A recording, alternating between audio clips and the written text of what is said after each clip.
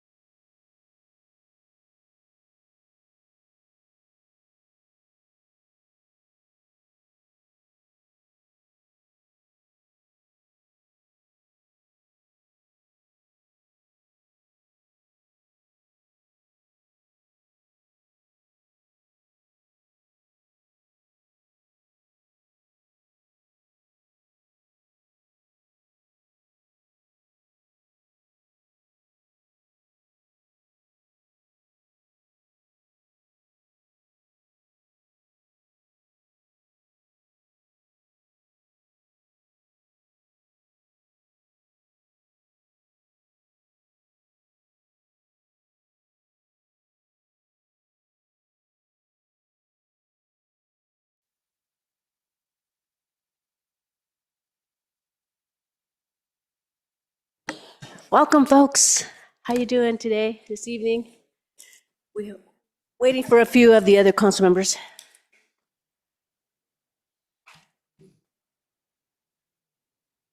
This is.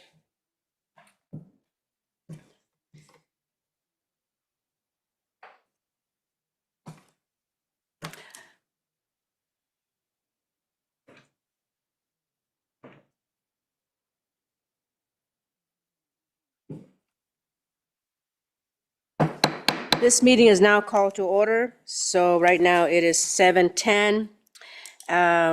We will do actually, we need to have our city attorney discuss about closed session item.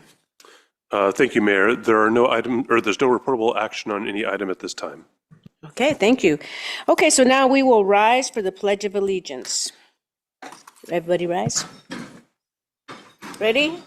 I pledge allegiance to the flag of the United States of America and to the republic for which it stands, one nation, under God, indivisible, with liberty and justice for all.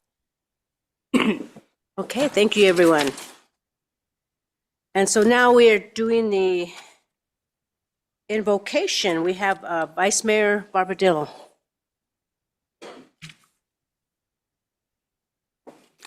Thank you, Mayor. We are very thankful of the blessings that we receive every day, and we ask the divine wisdom in helping us decide the right things for the city. We also ask the patience and wisdom for our staff as we tackle the budget. We hope to make the right decisions. And also we ask for peace. The things that's going on in the world right now, we pray that peace floats beyond any thoughts that leaders of the world have, and save those innocents from the perils of war. Those we ask. Okay, thank you very much, Vice Mayor Barbadillo. So now we are moving on to proclamations and presentations. So if the council members can join me at the podium.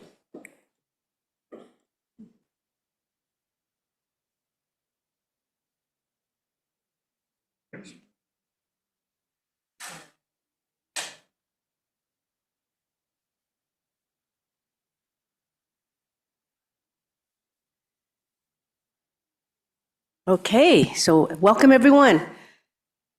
Glad to see a lot of folks here. So the first one we are going to do is Fair Housing Month. And we have a representative from Project Sentinel that will be here to accept the proclamation. So tonight we recognize April as Fair Housing Month and reaffirm our commitment to ensuring all members of our community have access to safe and equitable housing. Fair housing is not only a legal right, but essential to building strong and diverse communities. We also recognize the protections established through federal and state law, along with the work of organizations like Project Sentinel in educating the community and addressing housing discrimination. In Milpitas, we are proud to support efforts that promote fairness, inclusion, and opportunity for all. Join us as we recognize April 2026 as Fair Housing Month in the city of Milpitas. So we have a representative from Project Sentinel. Here's a proclamation, and I would like for you to say a few words. So why don't we take a picture first, and then you can come and say a few words.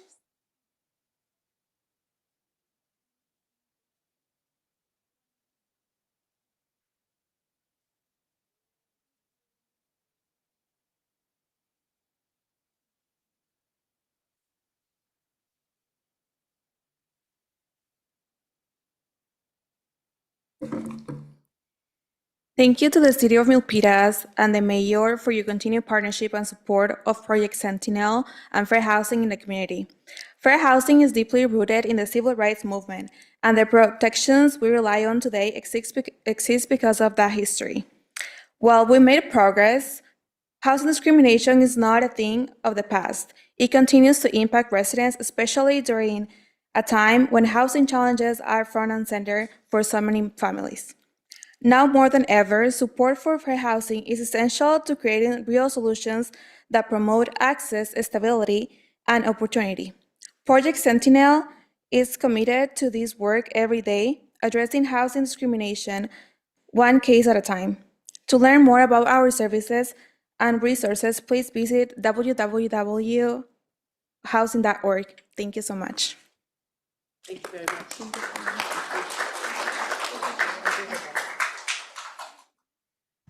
Thank you very much for accepting that proclamation. And so the next one, we have National Public Safety Telecommunications Week. So these are the dispatchers in our city that will be accepting this. So annually in April, we honor telecommunications personnel in the public safety community. So National Public Safety telecommunicators rather, this week celebrates and we thank the hardworking men and women dedicating their lives to serving the public as the first and most critical contact members that the public have with emergency services. They are the first people that when someone calls 911, they are the ones that connect with the public. So they are a vital link for our police officers, firefighters, and paramedics. So join me, Mayor Carmen Montano, and the Milpitas City Council in proclaiming the week of April 12th through the 18th, 2026 as National Public Safety Telecommunicators Week in the city of Milpitas. And I will give the commendation, and if we can take a picture first. Okay, come on up.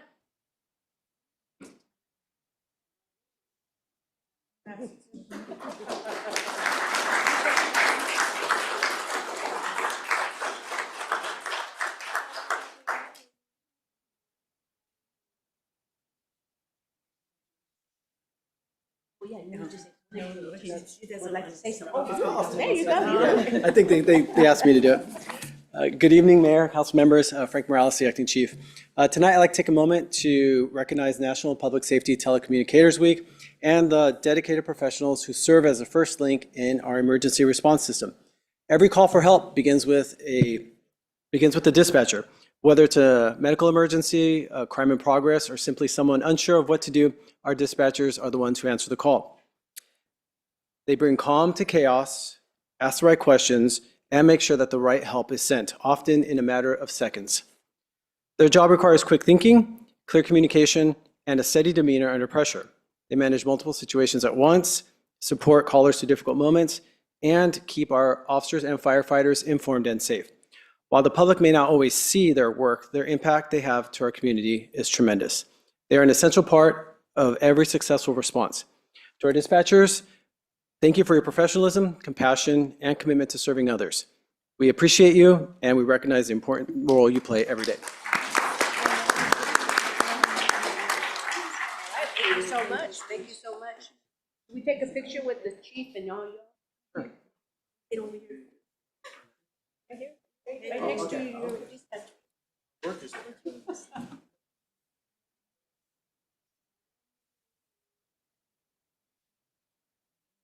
I think there's one more that's gonna. Okay. All right, thank you.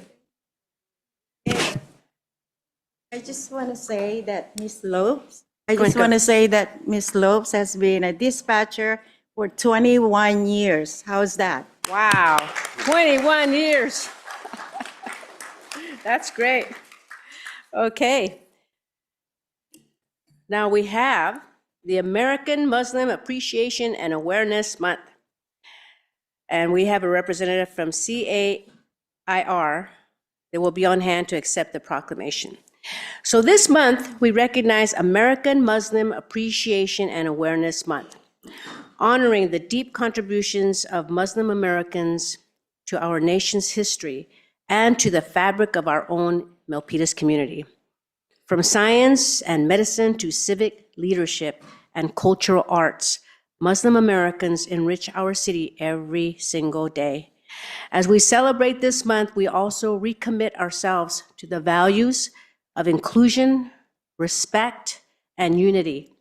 Join me, Mayor Carmen Montano, and the Milpitas City Council in proclaiming the April 2026 as American Muslim Appreciation and Awareness Month in the city of Milpitas. So let us stand together in appreciation and support of our Muslim neighbors and all who call Milpitas home. Thank you very much.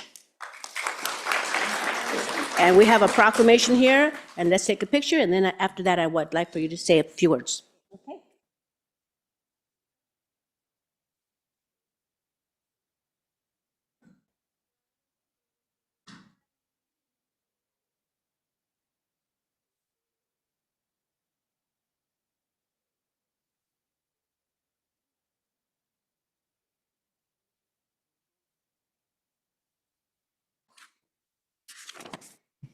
I'm told, so I have to change the size here. All right. Good evening, and thank you to our mayor, city council, and all those who are gathered here tonight for recognizing and honoring the Muslim Appreciation Month. It's truly an honor to stand before you and represent a community that is deeply rooted in service, faith, and a shared commitment to the well-being of our city. Our Muslim community is diverse, made up of families, young professionals, immigrants, and lifelong residents, each contributing in their own way to the fabric of this city we proudly call home. While our backgrounds may differ, what unites us is a shared belief in community, compassion, and responsibility towards one another. Through our mosque and community center, we have worked to serve not only our own congregation, but the broader public. Our goal has always been a simple one, to uplift and support our neighbors. Charity, giving, compassion, justice, and service are central to our faith. We are always reminded of the importance of caring for those around us. We are grateful for the partnership we have built with the city and with communities of all backgrounds. Together, we have shown that collaboration and mutual respect can create something stronger than any one group alone. As we look ahead, we remain committed to continuing this work, building bridges, serving those in need, and strengthening the community we all share. Thank you again for this recognition and for allowing us to be part of this city's story. Thank you very much. Thank you very much.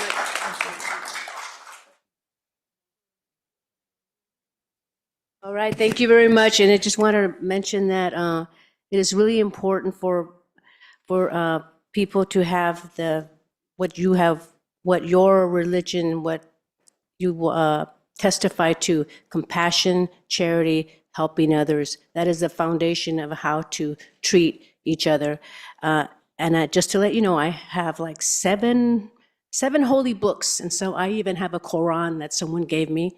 And I have a Christian Bible. I have the Torah. I have many. But one thing that they always preach, they always say, to love one another, to respect one another. And because we're all brothers and sisters in the eyes of God. Thank you very much for coming. Thank you.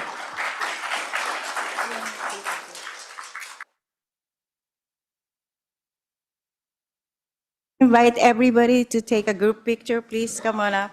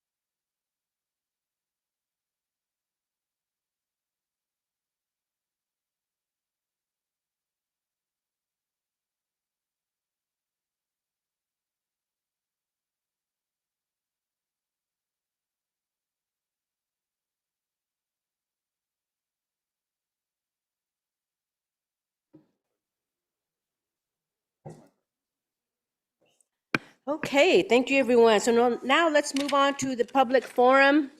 Members of the public are invited to speak on any item that does not appear on today's agenda. Please note that oral public comment may only be provided at the city council chambers, and we will do 2 minutes. So I will call for speakers. City clerk. We have one public speaker card from Kaveri. Okay, is there anyone in the public? Well, welcome.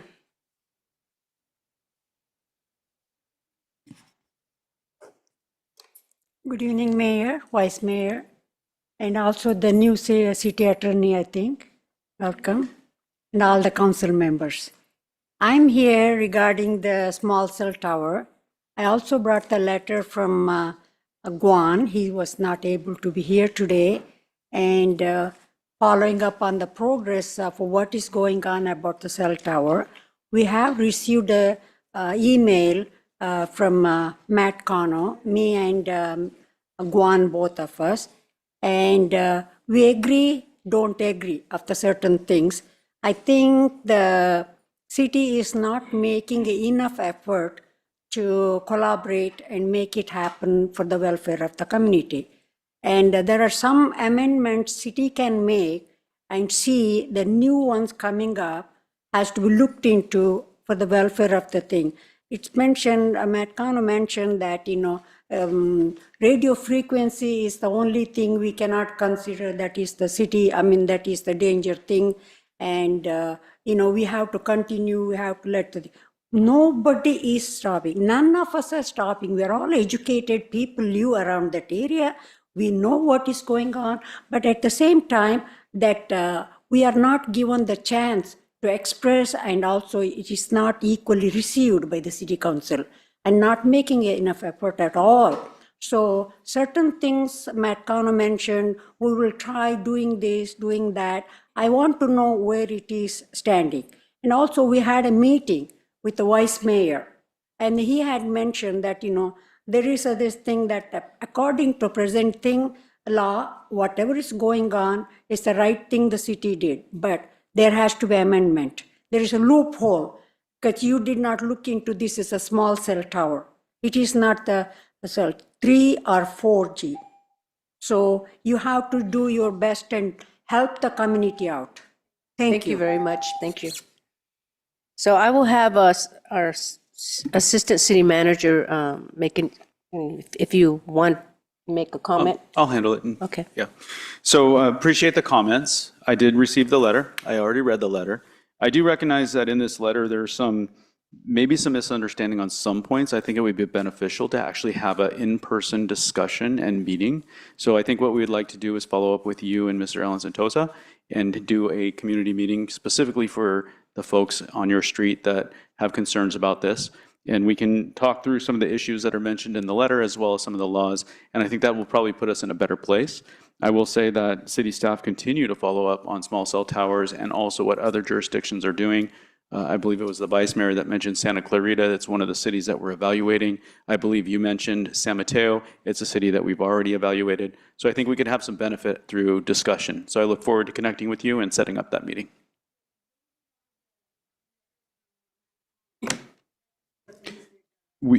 It's not an agendized item. It's not an agendized item, so it's not necessarily appropriate to have this discussion, but we'll connect with you and we'll have a meeting with you at whatever site you choose. It could be on your street if that's what you choose, or at City Hall, whatever you prefer, and we can discuss those points. Thank you. Okay, so now moving on to the announcements of conflict of interest and campaign contributions. We have City Attorney Curtis. Oh, we have another. Okay, come on up. Sorry, I didn't see you. Hey, aren't you William? Remember, he was on the planning commission many years ago. Could you move over? Could you move over to the other microphone, please? Cliff Williams. Great to see you. It's been a while since I've been on this side of the dais, but anyway, I have two quick things. I wish I had a little more time. But the first one is to give a shout out to Sergeant Muhammad Ali. When a family member of mine was in an automobile accident on Able, so he was kind of more or less T-boned, his professionalism and was outstanding, observing as far as keeping my family member calm, collective, as the ambulance came to take her to the hospital. So it's just commendable to have such outstanding public servants here with such professionalism. The other thing that I'm bringing about is I'm kind of curious if somebody can kind of tell me, you know, as I say, I've been on all these commissions and I've been part of the city's state recognition for best planned city and all that other stuff. There's a kind of a board down there with names and everything. And I'm just kind of curious, how does one qualify on there? Because, you know, it's kind of interesting. There's a couple of individuals who may never been elected. So, you know, they may have been appointed. But, you know, as I say, I kind of been involved with this community, but I don't quite see my name there. We're going to have to see about putting his name on that plaque. Because you have contributed so much to this 11 city. years on. I remember, I was there back in 1990s. I remember when you were trying to start. So, yeah, we'll look into. I appreciate it. Because you deserve recognition, because Yeah. you were planning Not commission. that I'm you were trying to be, you know, a lot. Thank you for so much myself. for coming down here. Anyway, Thank you. congratulations, and hey, if you need endorsement, Okay. you got my name. All right, thank you very much. And we will see about getting your name on that plaque. Thank you so much. All right, so now, moving on to the announcements of conflict. Oh, is there anybody else from the public? We have no additional public speakers, Okay, so we're going Mayor. to close the public hearing, public comments. So moving on to announcements of conflict of interest and campaign contributions, we have City Attorney Curtis. Thank you, Mayor. At this time, I would ask the mayor and each city council member whether he or she has any financial or personal conflict of interest related to any of the items on tonight's agenda. Vice Mayor Bobadilla, I have none. Councilmember Chua, None. Councilmember Lamb, None. Councilmember Lian, None. Mayor Montano. None. Then I would ask that the record reflect that there are no reported conflicts. And Mayor, at this time, I would also ask that the mayor and the city council please disclose any campaign contributions of $100 or more received within the last 12 months from any of the parties entering into contracts with the city on tonight's agenda, or contributions received from the development project applicants for development projects on tonight's agenda. Vice Mayor Bobadilla, None. Councilmember Chua, None. Councilmember Lamb, None. Councilmember Lian, None. Mayor Montano. None. Okay, thank you for that. And so now moving on to the reading of the Code of Conduct. Any of my colleagues would like to? Anyone? If not, I'll go ahead and do it. So we have a Milpitas City Code of Conduct, kind of to keep us on track. Be respectful and courteous. Words, tone, and body language do matter. Model civility. Avoid surprises. Praise publicly and criticize privately. Focus on the issue, not the person. Use electronic devices appropriately while on the council dais. Disclose conflicts of interest and affiliations related to agenda items. Separate governing from campaigning. The council speaks with one voice after making policy on issues. Respect the line between policy and administration. Council will hold one another accountable to comply with this code of conduct, and that's why we read it out loud at every council meeting. All right, now moving to the approval of the agenda. Is there anyone that would like to make any changes before making a motion? If not, let's hear. So moved. We have Councilmember Chua has moved to accept the motion Second. to the agenda, and then we have Vice Mayor who has seconded the motion. So let's call for the vote. Vice Mayor Bobadilla, Aye. Councilmember Chua, Aye. Councilmember Lamb, Aye. Councilmember Lian, Aye. Mayor Montano. Aye. Okay, thank you for that. And so now moving on to the consent calendar. Staff, do you have any comments to make? No comments.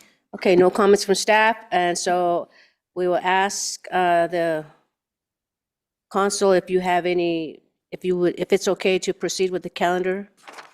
If I don't see anything, then we will call for public comment on the consent calendar.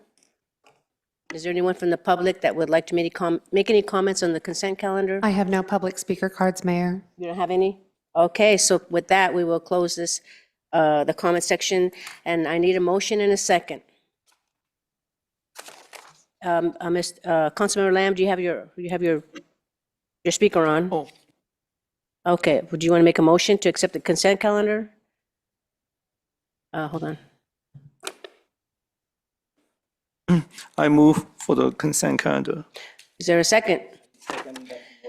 Okay, so it was motioned by Councilmember Lamb, and it was motioned by Councilmember Lamb, and it was seconded by Vice Mayor Barbadillo. Let's call for the vote.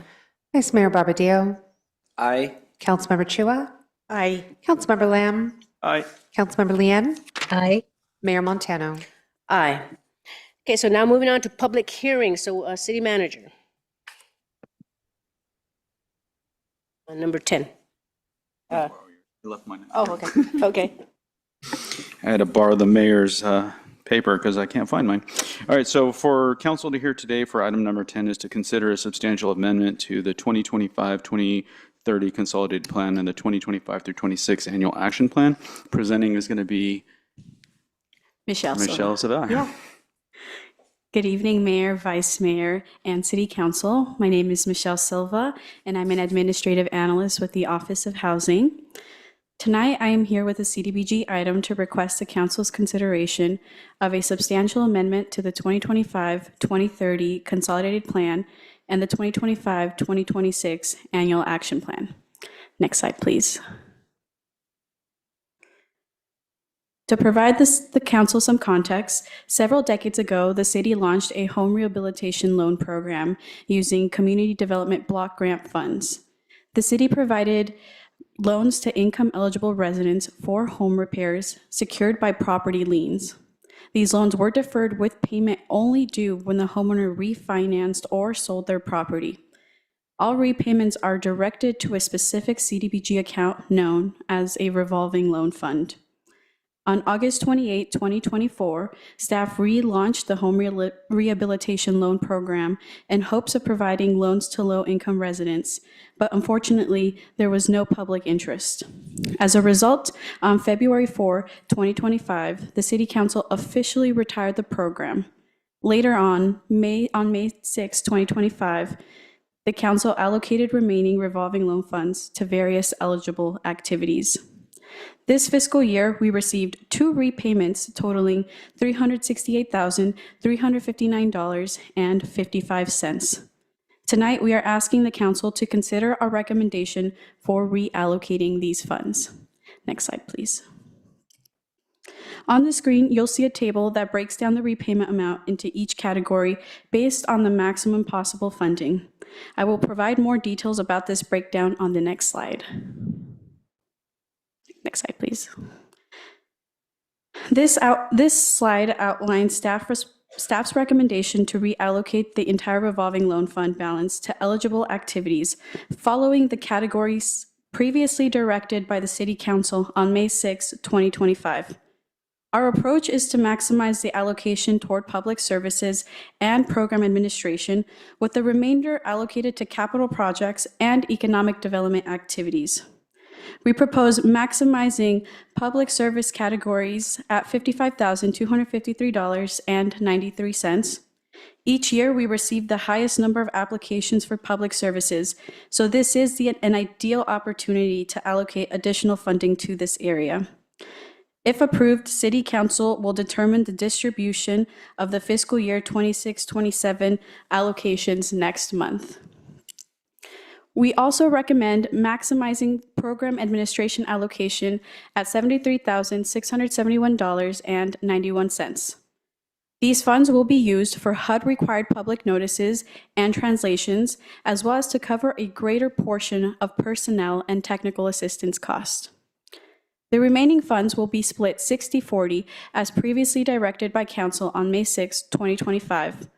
We recommend allocating $143,660.23 to capital projects and $95,773.48 to economic development. In the following slides, I will present to you the eligible capital and economic development applications for Council's funding consideration. Next slide, please.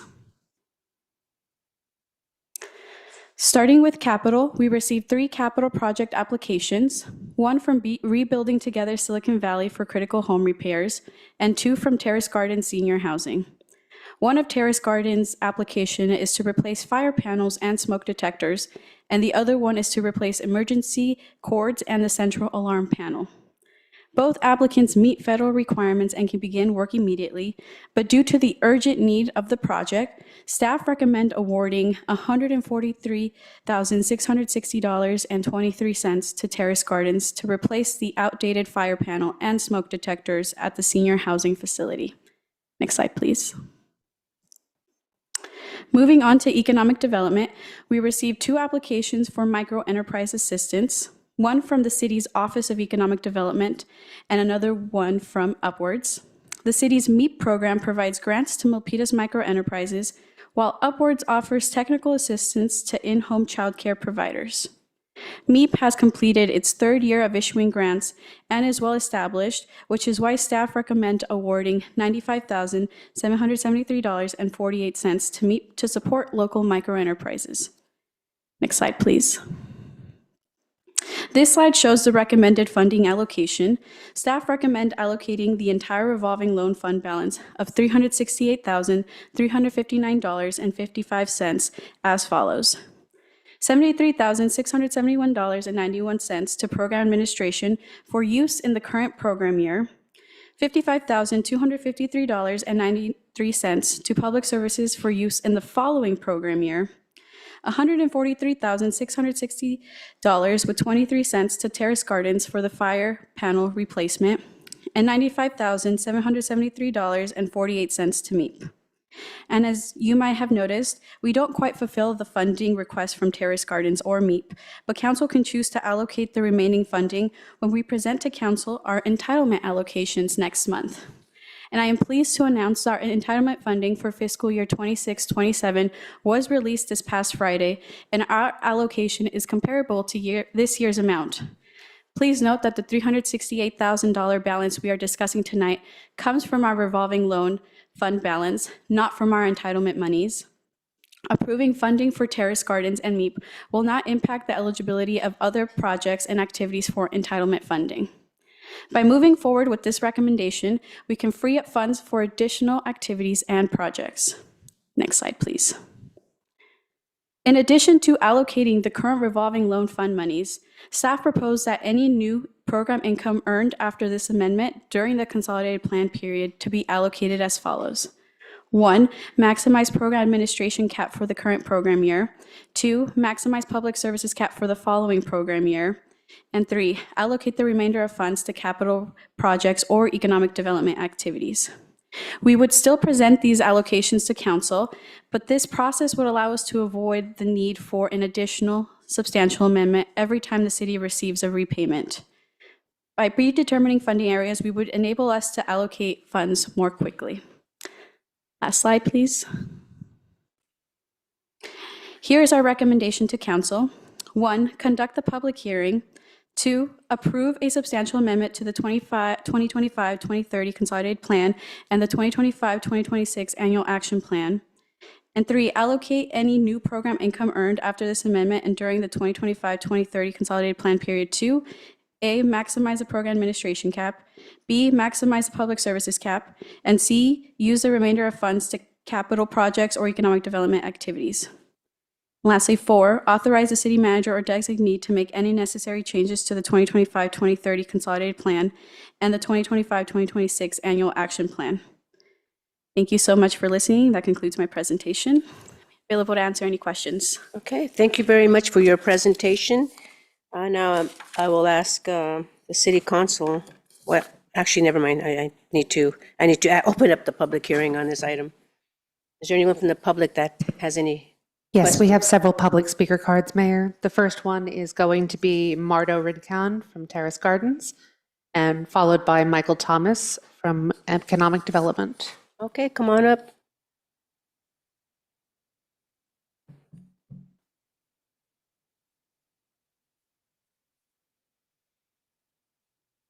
Welcome. Hello. Good evening, Mayor and fellow council members. My name is Clarissa Diaz, and I'm here on behalf of Terrace Gardens Senior Housing, along with our lead maintenance technician, Mardo Rincon, to thank you for your continued commitment to serving our Milpitas community. Terrace Gardens is home to 184 low-income seniors, many of whom rely on us not just for housing, but for safety, stability, and peace of mind. For over 37 years, the city's partnership with Terrace Gardens has played a critical role in helping us maintain that standard. We understand that tonight's discussion includes the relocation of program income funds, and we appreciate the city's strategic approach to using these funds to maximize overall impact. We sincerely appreciate your consideration of our request for capital funding for two urgent life safety systems, our fire alarm system, $150K, and our emergency pool cord system, $100K, both of which we are requesting funds for materials only. From a maintenance and operation perspective, these systems are no longer just aging, they are absolute. Replacement parts are no longer manufactured, repairs are increasingly unreliable, and any failure could result in serious safety risks and extended service disruptions. These are not cosmetic upgrades. These are essential systems that directly protect the health and safety of our Milpitas senior residents. With these funds, the city will help us to avoid emergency failures, reduce long-term cost, and ensure that the low-income senior residents continue to live in a safe and responsive environment. We believe that our project aligns well with the city's goal of using capital funds strategically to preserve critical community assets, especially affordable senior housing. Thank you very much for your comments. Thank you. So is there anyone else? Next, we have Michael Thomas. Okay, welcome, Michael. Good evening, Honorable Mayor and Council members. I'm Michael Thomas, the Economic Development Coordinator for the City of Milpitas.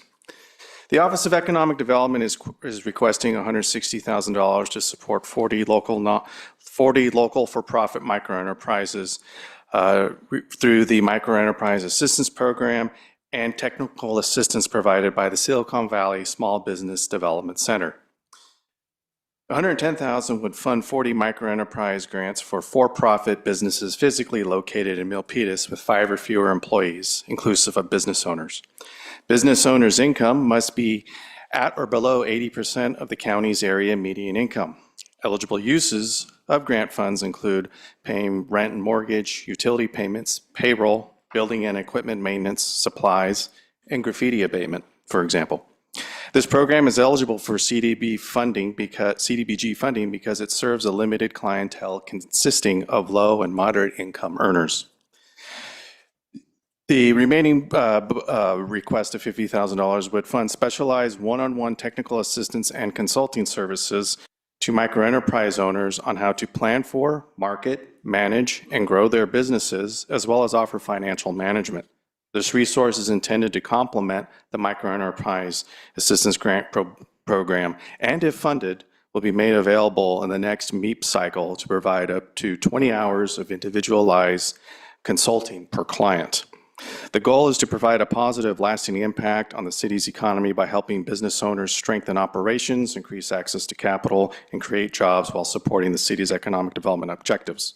Last year, the Office of Economic Development partnered with the SBDC on workshops, including a 3-part digital marketing series and an access to capital panel, and we look forward to providing more services to our microenterprises in the future. Thank you. Thank you very much for that. Is there anyone else? Yes, we have Melanie Foray.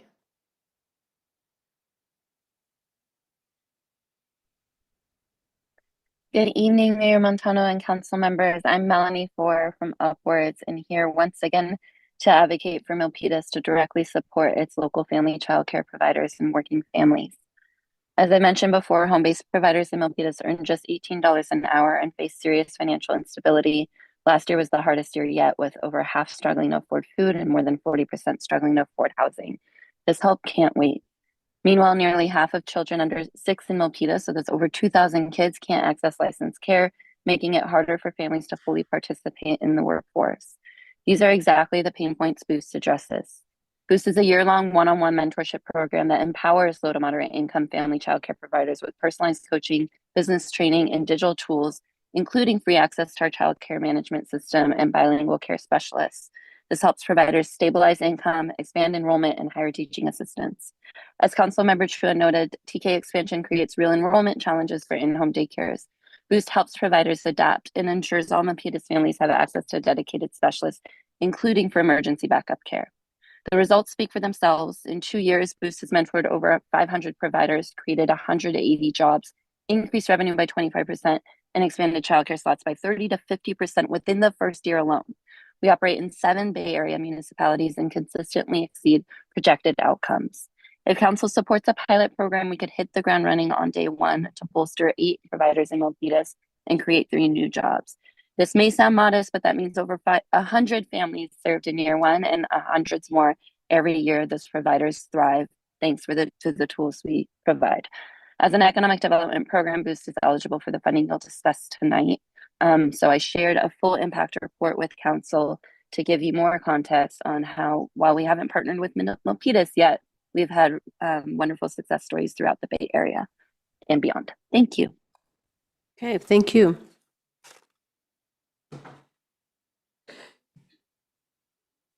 I have no additional public speaker cards, Mayor. Okay, is there anyone else from the public that would like to make any comments? If not, I'm going to move to the city council. Okay, we have Councilmember Chua. Thank you, Mayor. Ms. Silva, Ms. Melanie is from which organization? She is from Upwards. Upwards. Yes. And so That's a new one, right? yes, We haven't, yes. it is a new applicant. They did apply last year, but they did not receive any CDBG funding from us. So Do you have any allocation for them this time? not this time around, but we will be bringing our entitlement allocation next month on May 19th. Okay. Right. So then we could discuss allocating, the remainder of those funds, and there will be funding for capital and economic development. I agree with that. We will Yeah. revisit this next month. Okay. I would like to call on Ms. Diaz, if I will. I have a quick question, please. Ms. Diaz from Terrace Garden. Can you please briefly, because I've been asked by our residents, what are the qualifications to get into the Terrace Garden program? Just briefly, few sentences is fine. So they have to income qualify in order to reside at the property. Can you give us a range of income qualification? So I believe for one person, the max that they can make for one person would be $70,000 per year. And I heard that you go back how many years to get their income average? Is that true? Correct. So how many years do you go back? We go back a year. Just 1 Just year? 1 year. Mhm. Do you qualify them yearly? Yes. So they So they have, have to recertify on an annual basis. okay. Is there a age limit? Yes, 62 is the minimum age requirement to live. What is it? 62? 62. The question, okay, another question that I got is, you said income qualification. It does not include their savings and investment property, whatever, It includes all income and assets. but not, you're only looking at the savings, the interest, right? Not Correct. if they have 50,000 or whatever. Correct. It's That's just right. the income from that savings. Correct. Perfect. That's good. I think I shouldn't get any more text from that. Thank you so much. No problem. Thank you, Ms. Diaz. Okay, thank you. Is there anyone else? If not, I will go ahead and, Vice Mayor. Thank you, Mayor. So this question is for the staff. I just want an update, or if there's any movement. If you remember, prior to us talking about CBDG a few months before, there was what we have anticipated as conditions by the federal grant. And is there any update on that? I believe we returned it with some good wordings. And So that's the first question. The second question is, I assume and I believe that every recipient of the CBDG has that disclosure.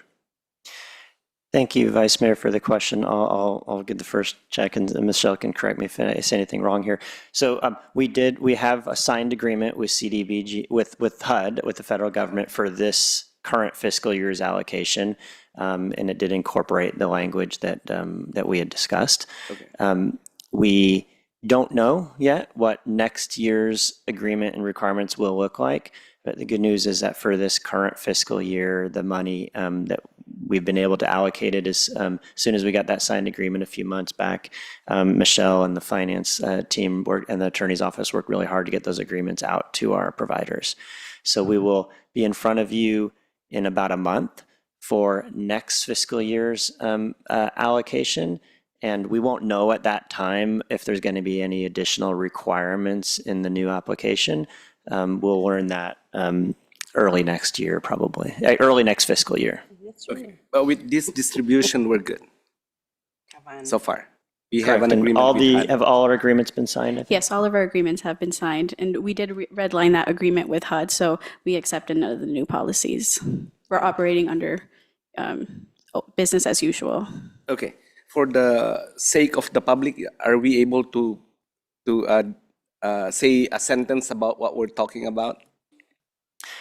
Sure. So the HUD developed a new agreement, a new form agreement with certain new requirements in it this past for this year's allocations that they provided to providers that had a lot of different restrictions, more restrictive than normal.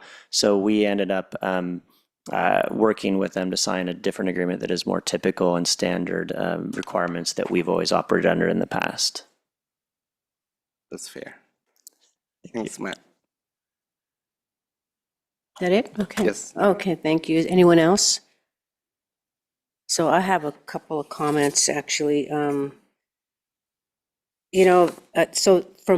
just to be clear, these are funds that are leftover funds, right? They're leftover. They're not part of CDBG. So they are technically CDBG, but part of the revolving loan fund. Right. So these are the repayments made to the home rehabilitation loan program that used to exist before the city council retired. So now we still receive these repayments. You can't really tell when, it's randomized, and we still really need, it still affects our timeliness. And so we still need to spend down these monies. So we bring these monies to you to reallocate to eligible activities. And I want to add, there's still about $2.4 million that is out there in loans that will trickle in over time. Could get some next year. We could get some 10 years from now. We're not really sure. But every time that trickles back in from those prior loans, we need to come to council to reallocate it. Okay. So because they're are they discretionary funds or are they non-discretionary funds? Because they're like monies that are left over, or not left over, but you know what I mean. So it's still under CDBG regulations, so we still need to follow those. So you still have we still have the caps. Still have we still need to meet a CDBG national objective. All these things. Okay. Right. All right. That means. Okay, so that means that in the categories of CDBG, it's public services, program administration, capital projects, economic development activities. We can spend those money on those. Is there anything else that we can spend money on besides these? No, those are the areas that we could spend these monies on. Okay, so when you say public services, can you give me an example? So right now, we're asking council to reallocate those the $55,000 so we could bring it back next month, so you could choose which applications you'd like to fund with CDBG monies. So in addition to our entitlement monies, we could add these these revolving loan fund monies on top of that. Can you list some of the current public services that we're funding this year? Yes, so some of the public service include senior services, that's the Catholic Charities, your SALA, your Senior Legal Assistance Program. Then we have child advocates, Yeah, there's a variety of applicants. So it has to be that those ones that apply. That is correct. Yeah, we're basing this off of the applications that we received during this. So it can't be, you know how we give youth assistance funds for sports equipment? We can't use it Yeah, for that? no. We're going to use the applications we received. So it has to be those that apply, okay. And then we know about program administration. Then capital projects. Now, can you give me an example of capital projects? So one of the examples we have is Rebuilding Together Silicon Valley. They provide critical home repairs free of charge to income qualified residents. And that's one example. Terrace Gardens, they made a proposal tonight. They have 2 applications. That's another example of a capital project. And these are the applications we received. So I know there's a lot of them in the city, but these are the applicants that applied during this period. And it has to be those that apply. That is correct. Under CDBG guidelines. Yes. And economic development activities, same thing.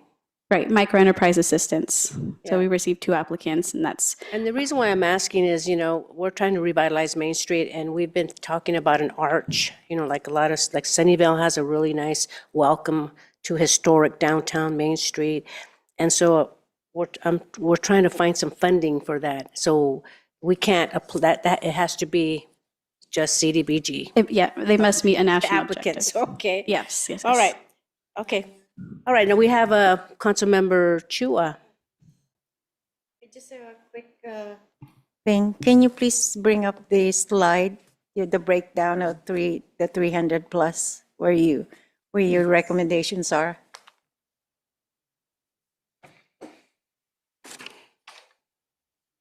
That is slide number 4.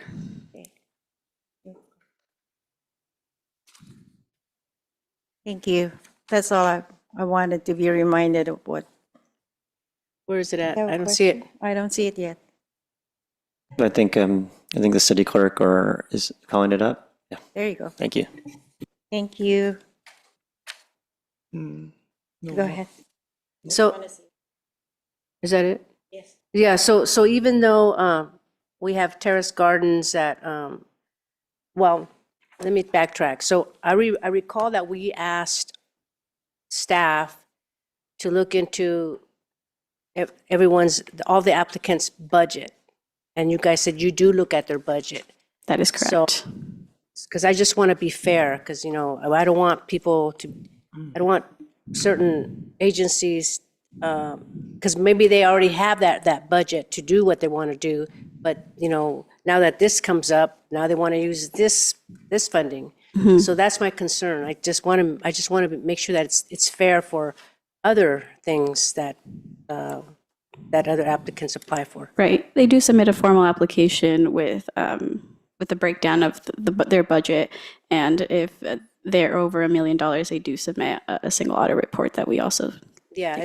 Yes. I mean, nothing against Terrace Gardens, but every single year, I mean, too bad we didn't have another senior housing program, so that way there will be it wouldn't be a monopoly. It can have some, different fairness. Maybe we might look into a bond in the future for senior housing, I don't know. But anyway, okay, I'm done with my questions. Anybody else? We have Councilmember Lamb. Yes, thank you, Mayor. I would like to understand the way on you decide what percentage to go to which segment.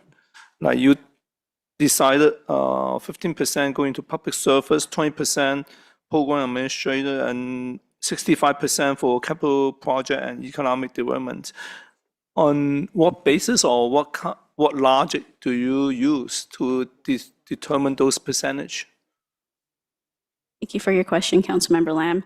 So in terms of public services, this is the area that we received the most applications in. And so it just makes sense that we allocate the maximum possible funding to this area.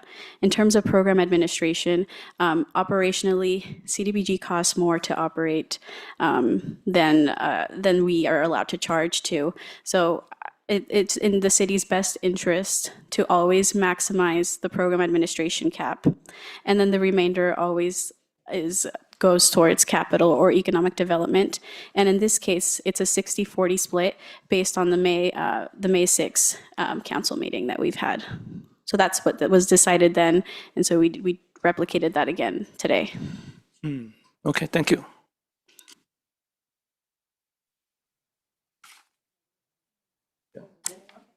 All right, thank you, Councilmember Lamb. Anyone else? So I will close, well, we were finished with this council discussion, so I need a motion in a second or any comments. What? I need to close the public hearing, which I should have done before the council discussion. So closing the public hearing, and we already had the discussion, so is there anyone else that would like to make a comment, motion? We have Councilmember Chua. Oh.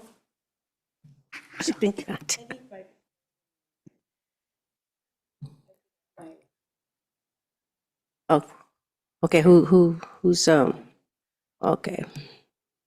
We have Vice Mayor. And I'm just looking.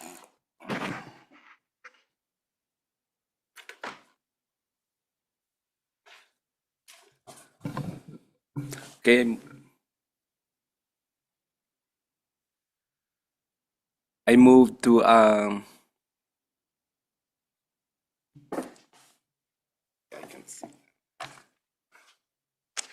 approve a substantial amendment to the 2025-2030 Consolidated Plan and the 2025-2026 Annual Action Plan. Allocate any new program income earned after this amendment and during the 2025 to 2030 Consolidated Plan period to maximize the program's administration cap, maximize the public service cap, use the remainder of the fund, economic development activities or capital projects, and to authorize the city manager or a designee to make any necessary changes to the 2025-2030 Consolidated Plan and the 2025-2026 Annual Action Plan. Hey, is there a second? I second that. And it was moved by Vice Mayor Barbadillo and seconded by Councilmember Lian. So let's call for the vote. Vice Mayor Barbadillo. Aye. Councilmember Chua. Aye. Councilmember Lamb. Aye. Councilmember Lian. Aye. Mayor Montano. Aye. Okay, now we're moving on to leadership and support services. City Manager. Thank you, Mayor. So item number 11 is to review the list of new work plan items requests from individual council members and to provide direction to staff through the council-approved prioritization process. And we'll be having the presentation by Assistant City Manager Matt Cano. We're going to pass out some updated documents while he gets to the mic. Okay. We have copies available for the We will. Okay. And if the public needs a copy, let us know. We'll be the new copies posted. Outstanding.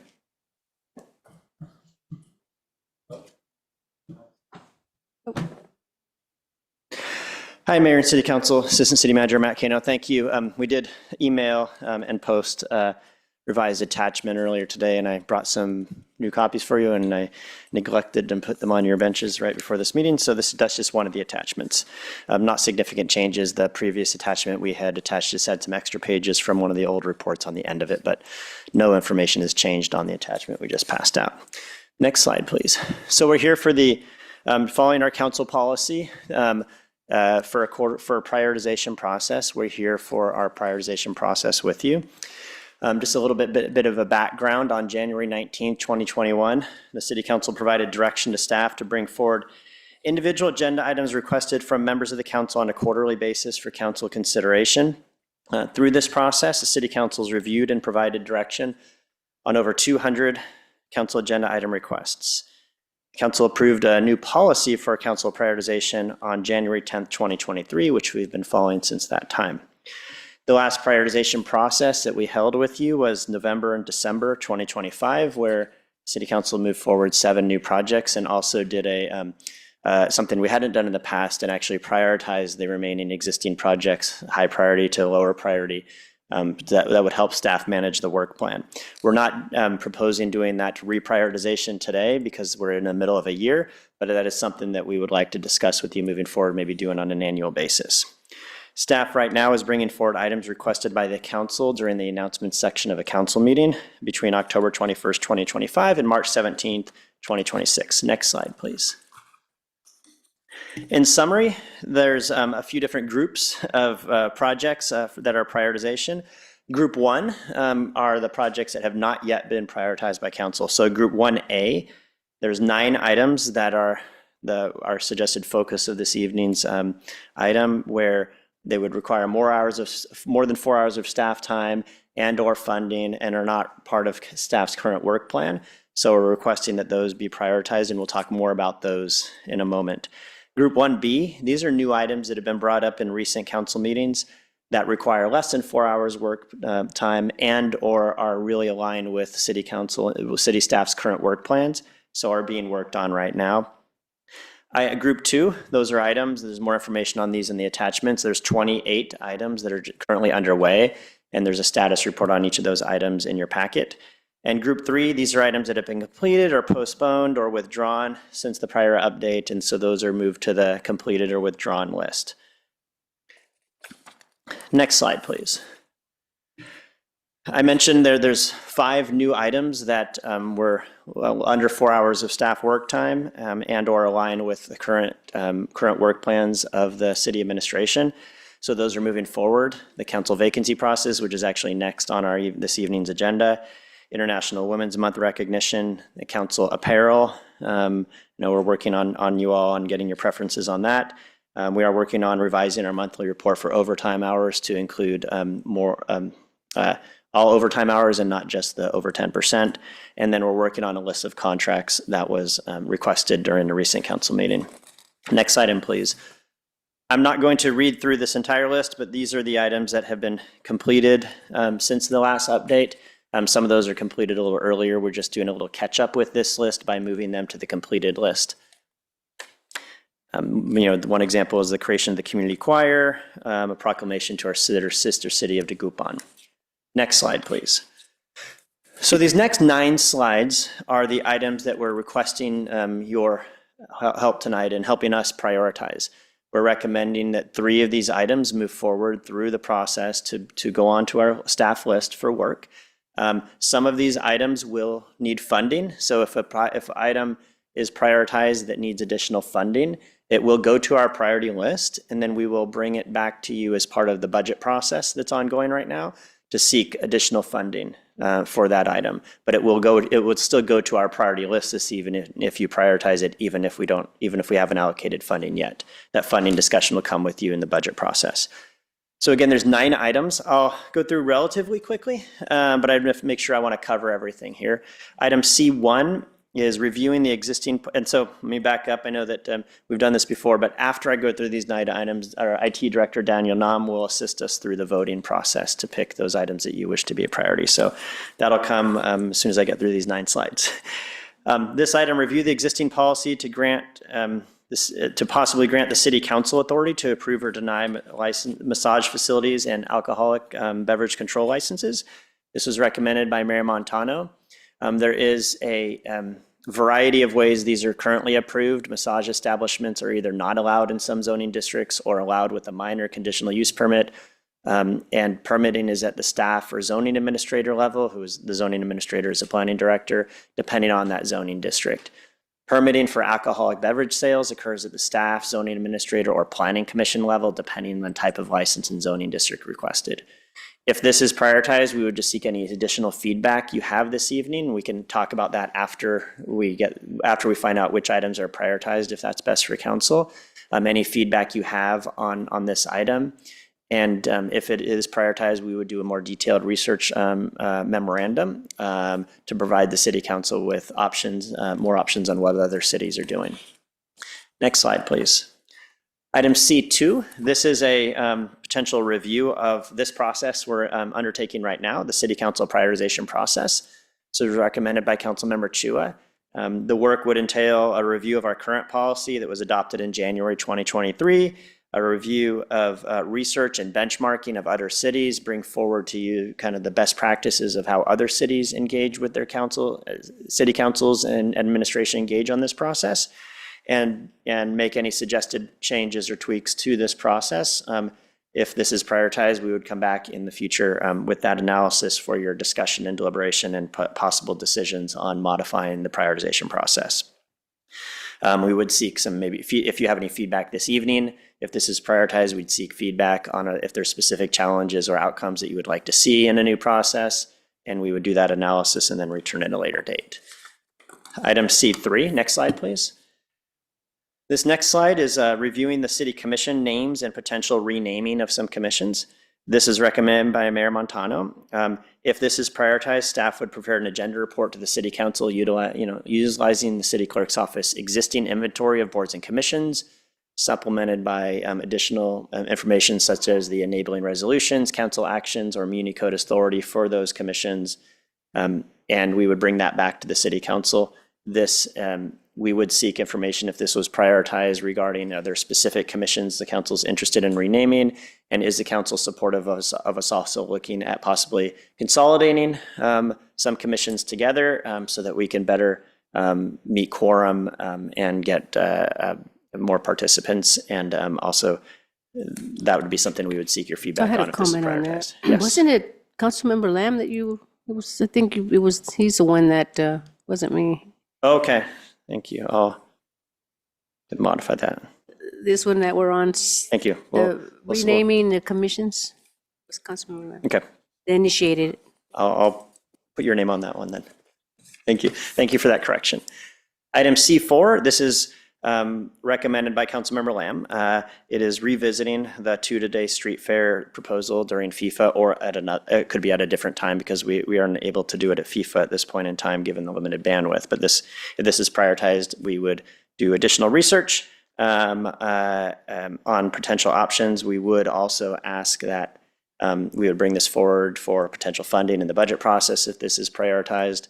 And then we would want to talk to council about, if this is prioritized and if it is funded, we'd want to talk to council at a future time about staff capacity to run the event and lead time and running up to the event. But again, if this is prioritized, we'll seek additional feedback from council on this.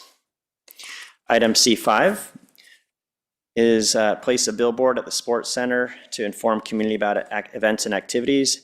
Recommended by Mayor Montano. After additional discussions with the mayor, we've put the description in the packet a bit more generic about we would analyze placing a electronic sign at a visible location somewhere on city property within the city to communicate and collaborate more with messaging with our community about the events that are going in our city.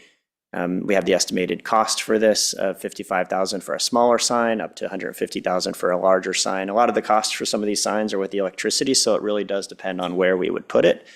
If this is prioritized, we would raise this for discussion during the budget process for potential funding. Yeah, I like that. So even though it says a sports center, that was my initial, but it could be, like, as you mentioned, it could be placed anywhere where where the city feels it's feasible, even at the IT, police, in that area. So where there's a lot of traffic. Correct. We can definitely, if this is prioritized, we can definitely look at other locations. Next slide, please. This was recommended by Mayor Montano as well. This is exploration of a creation of a small park within the neighborhood of North Park, Victoria at Nicholas Avenue. There's a small triangular city owned property there that is not developed. And if this is prioritized, we would seek about $10,000 worth of funding in the budget process to outreach to the community, do some very conceptual feasibility design work, and then bring that information back to council to see if it's something that you want to pursue further. Next slide, please. This is recommended by Mayor Montano, exploring the use of public funds to advertise on restaurants and or other amenities in Milpitas on VTA bus shelters. This is a great idea, and then so we've our public information officer Charmaine Angelo has worked with VTA, and as part has been able to figure out how to incorporate this within our budget for FIFA. So we are planning on doing this with FIFA this year within our existing budget, And so there's not a need for our perspective to prioritize this for FIFA this year, but we left it on the prioritization list because if it's something council would like us to do on an ongoing basis at the bus shelter, VTA bus shelters, we would need to identify ongoing revenue. Yeah, the purpose for this was as a revenue generator. Yes. Sales tax. We have great restaurants in our city, and it doesn't just have to be in the bus shelters, but also at the light rail, the BART. And I think we're supposed to have some kind of MOU that we can use the BART as, if you can look into that. Yeah, absolutely, we will. Thank you. So if this is prioritized, we would, we're going to do FIFA already. We're already doing FIFA, but if this is prioritized, we would seek additional discussion and funding during the budget process to see if there's ongoing or one-time funding to do this for another year. C8, this is consideration recommended by Councilmember Lien, consideration of an Adopt a Drain program to engage community members and students. This is a program that would offer an online platform where residents of participating communities can adopt a storm drain, pledging to keep it clear of debris, debris and track cleaning and data statistics. This would require one-time startup funding for the online platform and then ongoing funding, about $8,000 to keep that platform up. And again, this is, if it's prioritized, we would look for funding in the budget process. So can you clarify on that? What would the money be used for? I mean, to pay people to clean it up, or? No, this is and Director Dorenzo's online, he can add to this, but it's for the online platform. So it's an additional $10,000 cost and then this annual $8,000 thereafter. So it would be volunteers. I know, but what do you mean by? So to manage the program, there's a company who has software essentially that manages this program for us. And there's other cities. I'm going to pull up the. No, it's a great idea. Yeah. Just wondering what are we spending that money, because volunteers don't get paid. It's for the software system to manage it, because that way our staff wouldn't have to, it would take a lot of staff work for us to implement a new program and administer a new program. And Well, so just this to is keep really, track of the. yeah, to keep Okay. track of All right. everybody and Okay. the Makes statistics. sense. When someone cleans the drain, they could enter the information, and so it's all ready to go. Okay, thank you. Right, and next slide, please. This is exploring a friendship city requested by Mayor Montano. A friendship city is a less formal relationship between two cities than a sister city relationship, more of a symbolic connection with less ongoing interaction than some more formal sister cities relationship, often formalized through a memorandum of understanding. We have done a rough estimate of staff time that would need if we did administer a friendship city. The city used to have a sister city coordinator who at least part of their time did manage the sister city program.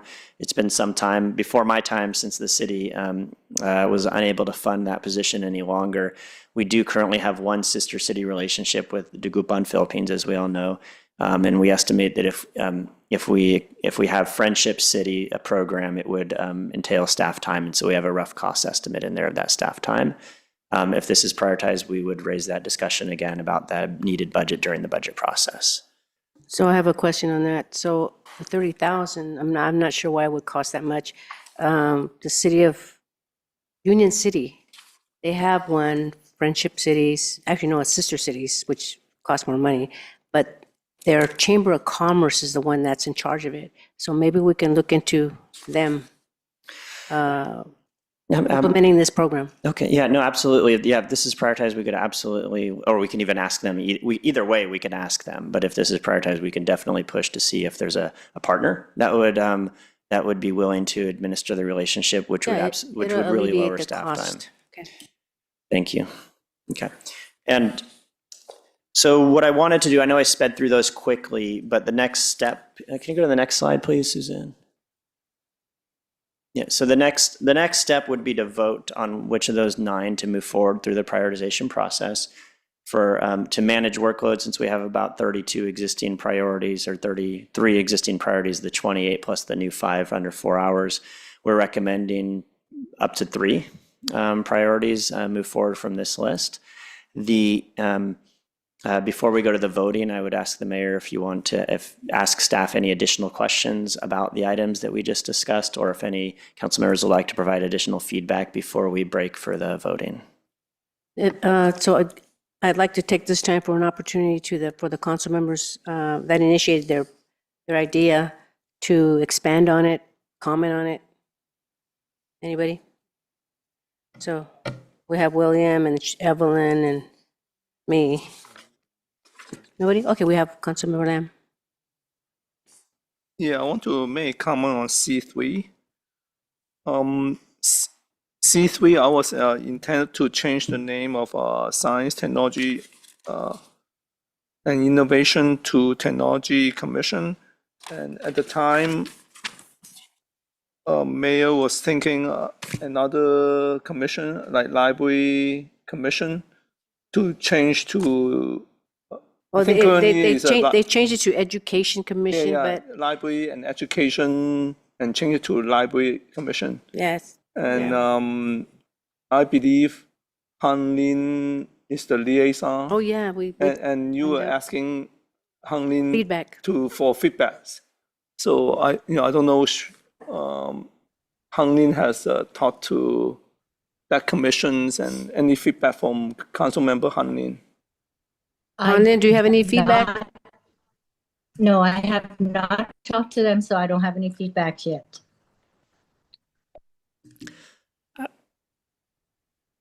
I would like to just add something. If the will of the council on this item is just to change the names, and nothing else, and the names don't imply a much broad, like if we change the name of the science technology to the science technology zoos and airports, that would then require us to analyze the extra workload. Right.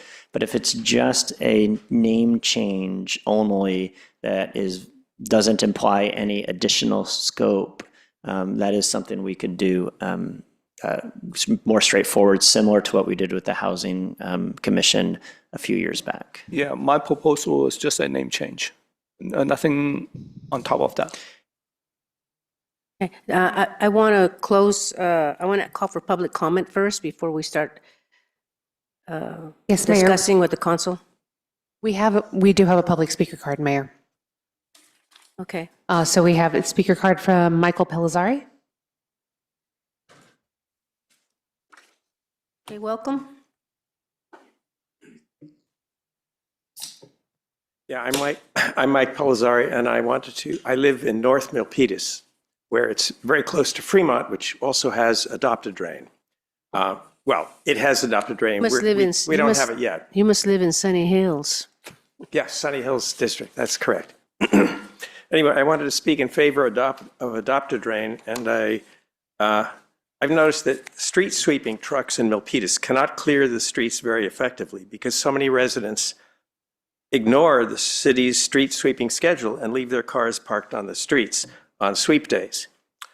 As a result, the unswept debris clogs up the storm drains with leaves, sticks, and litter, including toxins like cigarette butts and plastic litter every time there's a pouring rain. For this reason, I would like the city to join Adopt a Drain, which invites volunteers to adopt one or more storm drains to clear periodically, once or twice a month. Fremont currently works with it, so I adopted 3 storm drains there. I live close enough to Fremont. It's super easy to keep them clear, and they've cleared of debris, and the pictures I sent in show some before and after pictures of, there's the before picture, I don't know if you, and there's the after picture, and it shows the tools I use to sweep up, just a broom, a dustpan, some work gloves, and a pickup stick. And Milpitas needs as many people as possible keeping its storm drains cleared, at least until it starts encouraging people to keep their cars off the streets on street sweeping days. And I'd like to see a parking fine of $60 for obstructing street sweepers. But doing that would require installing so many signs and stuff like that. That would be much more expensive, I think, than adopting. Thank you very much. You know, we had a street sweeping program, but it was Matt, if you can, was it defunded or was it scrapped? What? Because we had taken some money out of there and moved it. So, and you said it was only supposed to be temporary, because we're supposed to do a lot of parts of the city that were, that had problems with debris. Yes, thank you, Mayor. We do have a street sweeping program still. Yes, yes. No, I'm talking about the signage, because we only did certain parts of the Oh, city. yes. So we had a pilot program where there's certain parts of the city where we changed the method of street sweeping. And so those are still, those certain neighborhoods are still getting that type of service, but we haven't expanded that to the rest of the city. Public and Director Dorenzo can help me out here, but Public Works did the analysis, and based on the debris and the number of cars and the neighborhood sentiment, we feel we're at a good place regarding where that different street sweeping program is being accomplished. Yeah, I remember, and that's why I voted not to defund it, because I knew it was going to go away. So I would like to come back. Thank you. What I'll do as a follow-up is we'll provide an email to information to the mayor and city council on where we're at with that program. Okay. All right. So anybody have any more questions from the public? I have no additional public speakers, Mayor. Okay, we'll close the public hearing and move on with our council members. So I know, Councilmember Chua, you had a comment?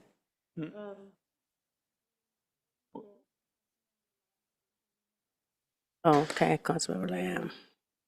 Yeah, I'd like to ask the staff about C3, since just a name change is pretty obvious. Does it need to be on the priority list? If the only request is to change the name of a commission, and I think it's from Science, Technology, and Innovation to Science and Technology. No, just technology. Or just technology, just a technology commission. Yeah. That I was just talking to Director Nam, who oversees that commission. We don't feel that changes the scope of work of the commission. And I want this city clerk to weigh in if she has any additional feedback as well.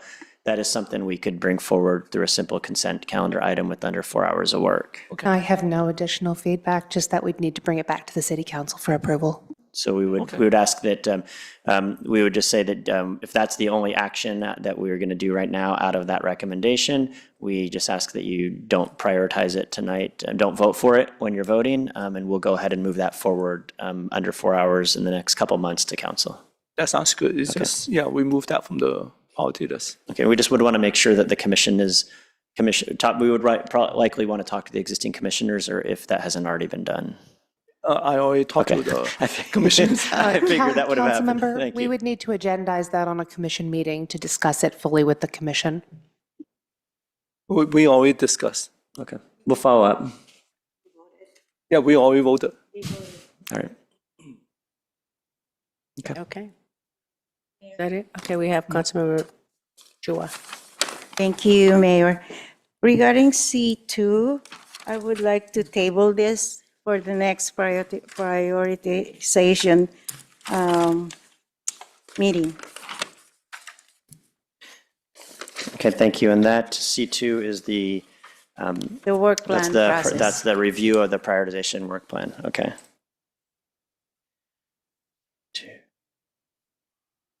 You want to defer it then? It's deferred. Okay, that's it. Yeah. C3. So,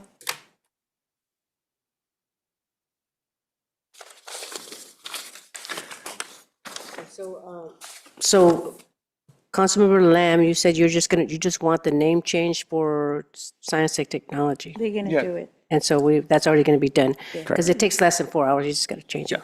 So, but I had piggybacked on yours with the Library Commission, but we haven't heard from the liaison. So, Yeah, if that, so we can't necessarily get that formal, well, if you'd like, you can give us that direction, but if you'd rather wait until we hear back from the commission, that can be brought up again during announcements at a future council meeting. And if it's just the name change, so I would we like, can do that. I would like Councilmember Leanne, if you could ask because really we should be asking the commissioners what. So if you can ask the commissioners what they would like to, if to keep it or I change. will. Okay, thank you so much. Thank you. And Okay. thank you. Just to, sorry, Mayor, just to close the loop on that. So if that comes up again during announcements, through one of you at a future council meeting, and it's just a name change, we'll go ahead and do that under 4 hours. Okay. All right. So I just want to Wait, clear, hold on. clear Let up. me, let me put you in here. Let me put you on the speaker. Okay. Okay. right. Yeah, I just want to make this clear. So we're going to go ahead and do the name change for the Technology Commission for now. Correct. Okay. Just to be clear, that will be coming back as a consent item for you to vote on a future meeting. Yes. Thank you. Thank you. Okay. So what do we have to vote on? So Just one thing? I'm going to ask Daniel to come up and walk through the process real briefly. But what I will say as Daniel's walking up here, please do not vote for C2. That was, I think, as part of the recommendation this evening, that is being deferred to the next prioritization for discussion. That's the this council priority process. And then do not vote on C3 because we are going to do that under 4 hours. So it'll take us a while. It would take us a while to change the system right now. So it's easiest if you could just not vote for C2 and C3. Okay, let me add something else too here. So with C1, can you have Jay clarify? Because I think it really is just a matter of changing the language on the ordinance, because the way it was, when the last time we spoke, the way that the language is that a child care center can be next to a liquor store, but when the applicant puts in the permit and there's already an existing liquor store, it's okay. But if he can explain it, remember how that it didn't make any sense. So I could speak to it, Mayor. Okay. So the issue was that if a liquor store wanted to come into an area where there was an existing childcare, they would be denied. But if a childcare wanted to come into an area where there was an existing liquor store, they would be approved. And so I think that we could look at how we might do something differently. That's a different approach to the topic than what's on the prioritization. What's on the prioritization is for all of these matters to go to the council for approval. We already have processes for approval, which involves the police department, it involves planning, it involves zoning. If the issue is more about making sure that we have policies to keep those two entities separate, sensitive locations from, businesses that are of concern, then that's a different approach than what's prioritized on this list. And we can do that, I think, administratively. yeah, so just to ensure that the language is that we have stringent language, I'd like to go ahead and keep this on there. That way the council can vote, and just to ensure that we can have that language in there. Okay. Okay. All right, thank you, Mayor and City Council. So we're going to remove C2, and I think Daniel's working actually removing that, so you won't see it when you vote, right? Correct. So we're going to remove C2, the work plan evaluation, or the prioritization process evaluation, and we'll push that to the next meeting as part of the action today. And then we are going to remove C3 because we can change that name of that commission administratively. We can do that. We can do the work and then bring that to council as part of upcoming consent calendar item next month. And so, and then again, one other thing is if for those items that are prioritized that would need additional budget, we will include that discussion as part of the budget process upcoming. However, they will be on the priority list. And Daniel, you want to take it away? Yes. Thank you, Councilmember. So we'll start with the 7 items on the list tonight. And the round 1, each council members can select up to 3 items, and any items receiving at least 3 votes will move forward. And if the target is reached during the first round, the prioritization process is completed. Otherwise, we'll go to round 2. The council members can select up to the number of remaining spots, and we'll move to round 3 if we have not reached the target number. Starting from the round 3, though, items that have received 0 votes from round 2 will be removed from the selections.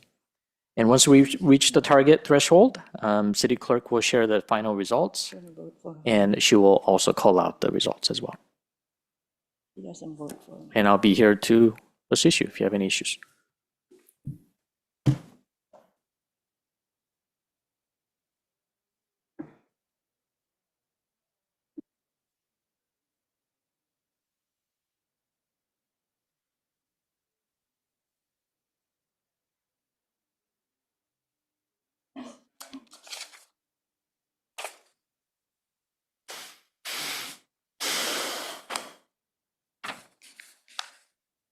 So I just want to remind people that it doesn't have to be at the sports center.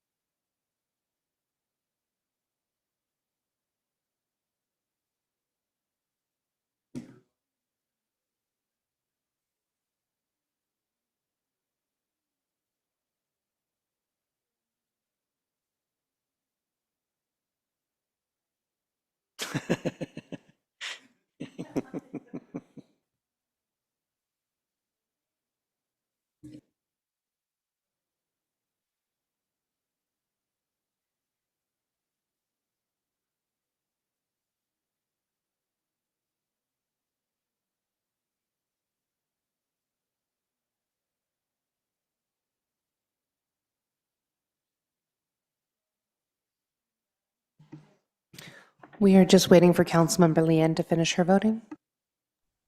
I can't even get the page. I'm waiting for Daniel to help me.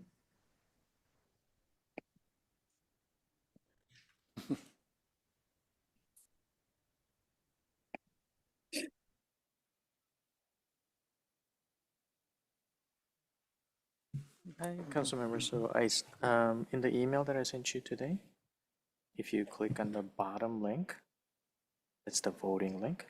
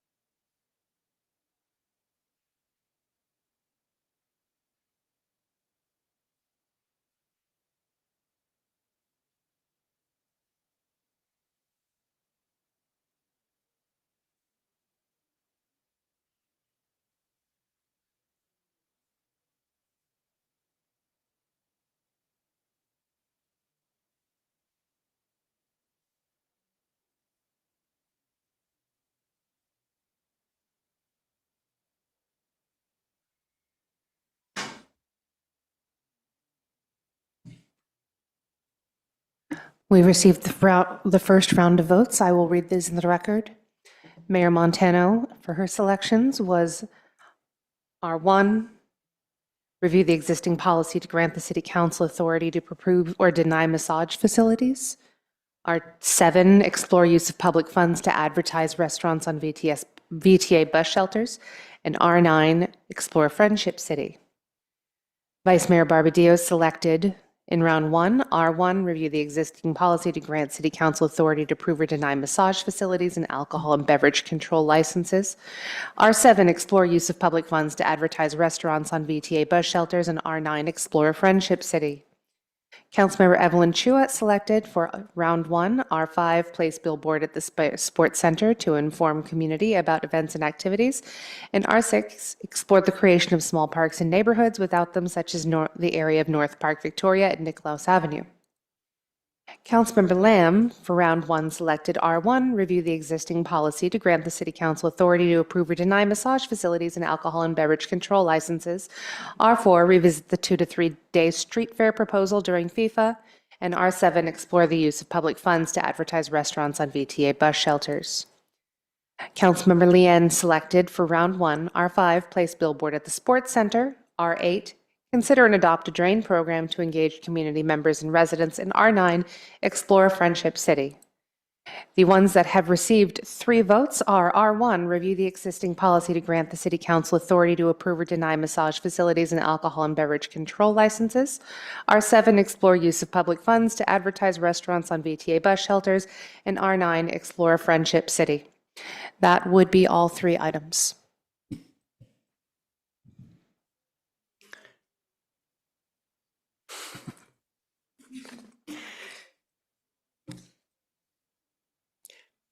Thank you, Mayor and City Council. So I think we've, through the conversation, the discussion that the City Manager Hernandez had with the council on the massage facilities and ABC licenses, I think we've got the direction we need on that one right now.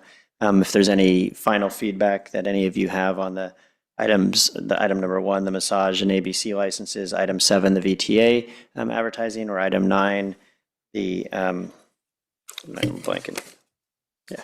Or item 9, I'm blanking on item 9 for you real quick. That is the Friendship City. If there's any additional feedback you'd like to give this evening, we'll take that. Otherwise, I think we got good feedback on each of those items this evening. Yeah, maybe contacting the chamber and see how the City of Union City, how they do theirs. So. Great. Thank you. And so, in summary, the items that are prioritized this evening are the item number 1, the massage facilities and ABC licenses, the number 7, the VTA advertising, and number 9, the Friendship City. In addition, we are deferring item C2 to the next prioritization. That's the evaluation of the policy. And we are moving forward with item C3 as well, which is the commission name changing. All right, thank you. Yes, and then we're going to need a motion and a second and a final vote. Okay, anyone? Okay, so it was moved by Councilmember Chua. Is there a second? Second. And it was seconded by Vice Mayor Barbadillo. Let's call for the vote. Vice Mayor Barbadillo. Aye. Councilmember Chua. Aye. Councilmember Lamb. Aye. Councilmember Leanne. Aye. Mayor Montano. And I'm an aye. Okay, so now item number 12. City Manager? Thank you, Mayor. Item number 12 and the final item of the night is to consider the introduction of an ordinance to amend council vacancy ordinance and reduce special election costs. The presenter is going to be Assistant City Manager Matt Kino.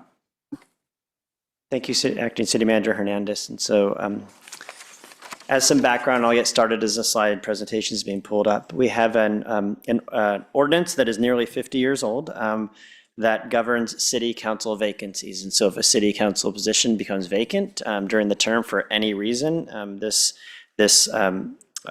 ordinance covers that. It was adopted in 1976 following an advisory vote of the residents and requires a special election for every council vacancy. The ordinance has not been updated in nearly 50 years. However, California government code that governed this ordinance was repealed and replaced in 1992. Recently, we talked to the County of Santa Clara Register of Voters, and they've informed us that a standalone special election may cost the city up to or over $3 million for one special election, which is approximately 2% of the city's average general fund. Milpitas is the only city we're aware of in Santa Clara County that currently mandates a special election for every council vacancy. Next slide, please. And a vacancy, just to be clear for the public as well, a vacancy is when a council member leaves for any reason in the middle of their term or sometime during their term, not when their term ends. So there are, next slide please, there are some available options for the City Council to consider. One is the hybrid option, which means that council within 60 days of the vacancy shall either fill the vacancy by appointment or call a special election to fill the vacancy. So it gives council that choice depending on the situation and at the time and what's best for the city at that time. The City Council could still continue to require a special election for any vacancy. The City Council can require, there's also the special election petition option, which require a special election be held to fill a City Council vacancy if and when petitions from the residents bearing a specified number of various signatures are filed. There's the appointment only option, which the City Council could adopt that would require the City Council to appoint someone to fill a vacancy and not allow that option for a special election. And then there's an option where council can do a temporary appointment, but then call a special election to fill that vacancy. Next slide, please. So staff reviewed, assessed the statutory options available under the government code and their respective implications for good governance, fiscal stewardship, and public trust. Staff reviewed from the city manager's office and the city attorney's office, city clerk's office, reviewed comparable jurisdictions as well as consideration of the administrative processes required to implement each option. Staff also examined the potential impacts on council operations, including the ability to maintain a quorum and ensure continuity of representation for our community. We've provided a draft ordinance this evening for the hybrid option if council would like to proceed with that option this evening. Council can also give us feedback this evening on other potential options. This hybrid option, however, does allow the seated council at the time of the vacancy to weigh the pros and cons of an appointment versus a special election based on the best interest of the city and the community at the time of that vacancy. Next slide, please.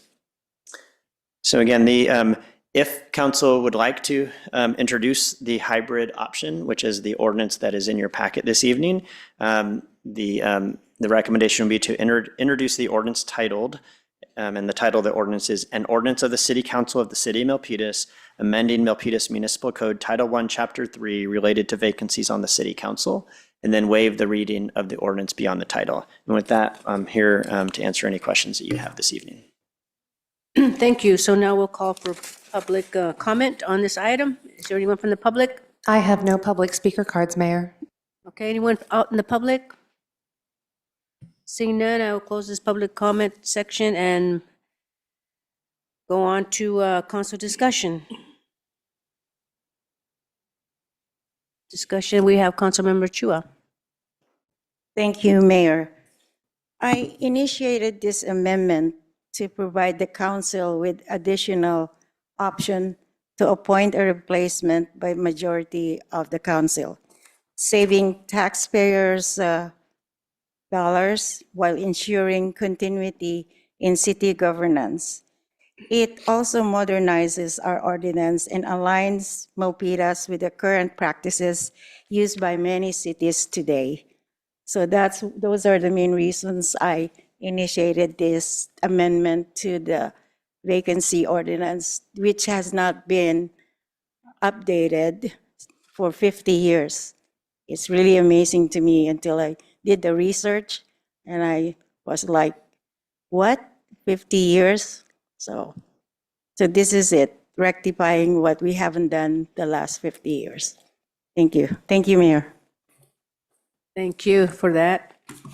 So is there any other are there any other comments from the council? We have a Vice Mayor. With regards to the hybrid, what do we anticipate? Because it's an or, right? It's an appointment or a call for a special election. What do we anticipate or expect for the council to decide on within that 60 days from vacancy? Is that something that we thought about?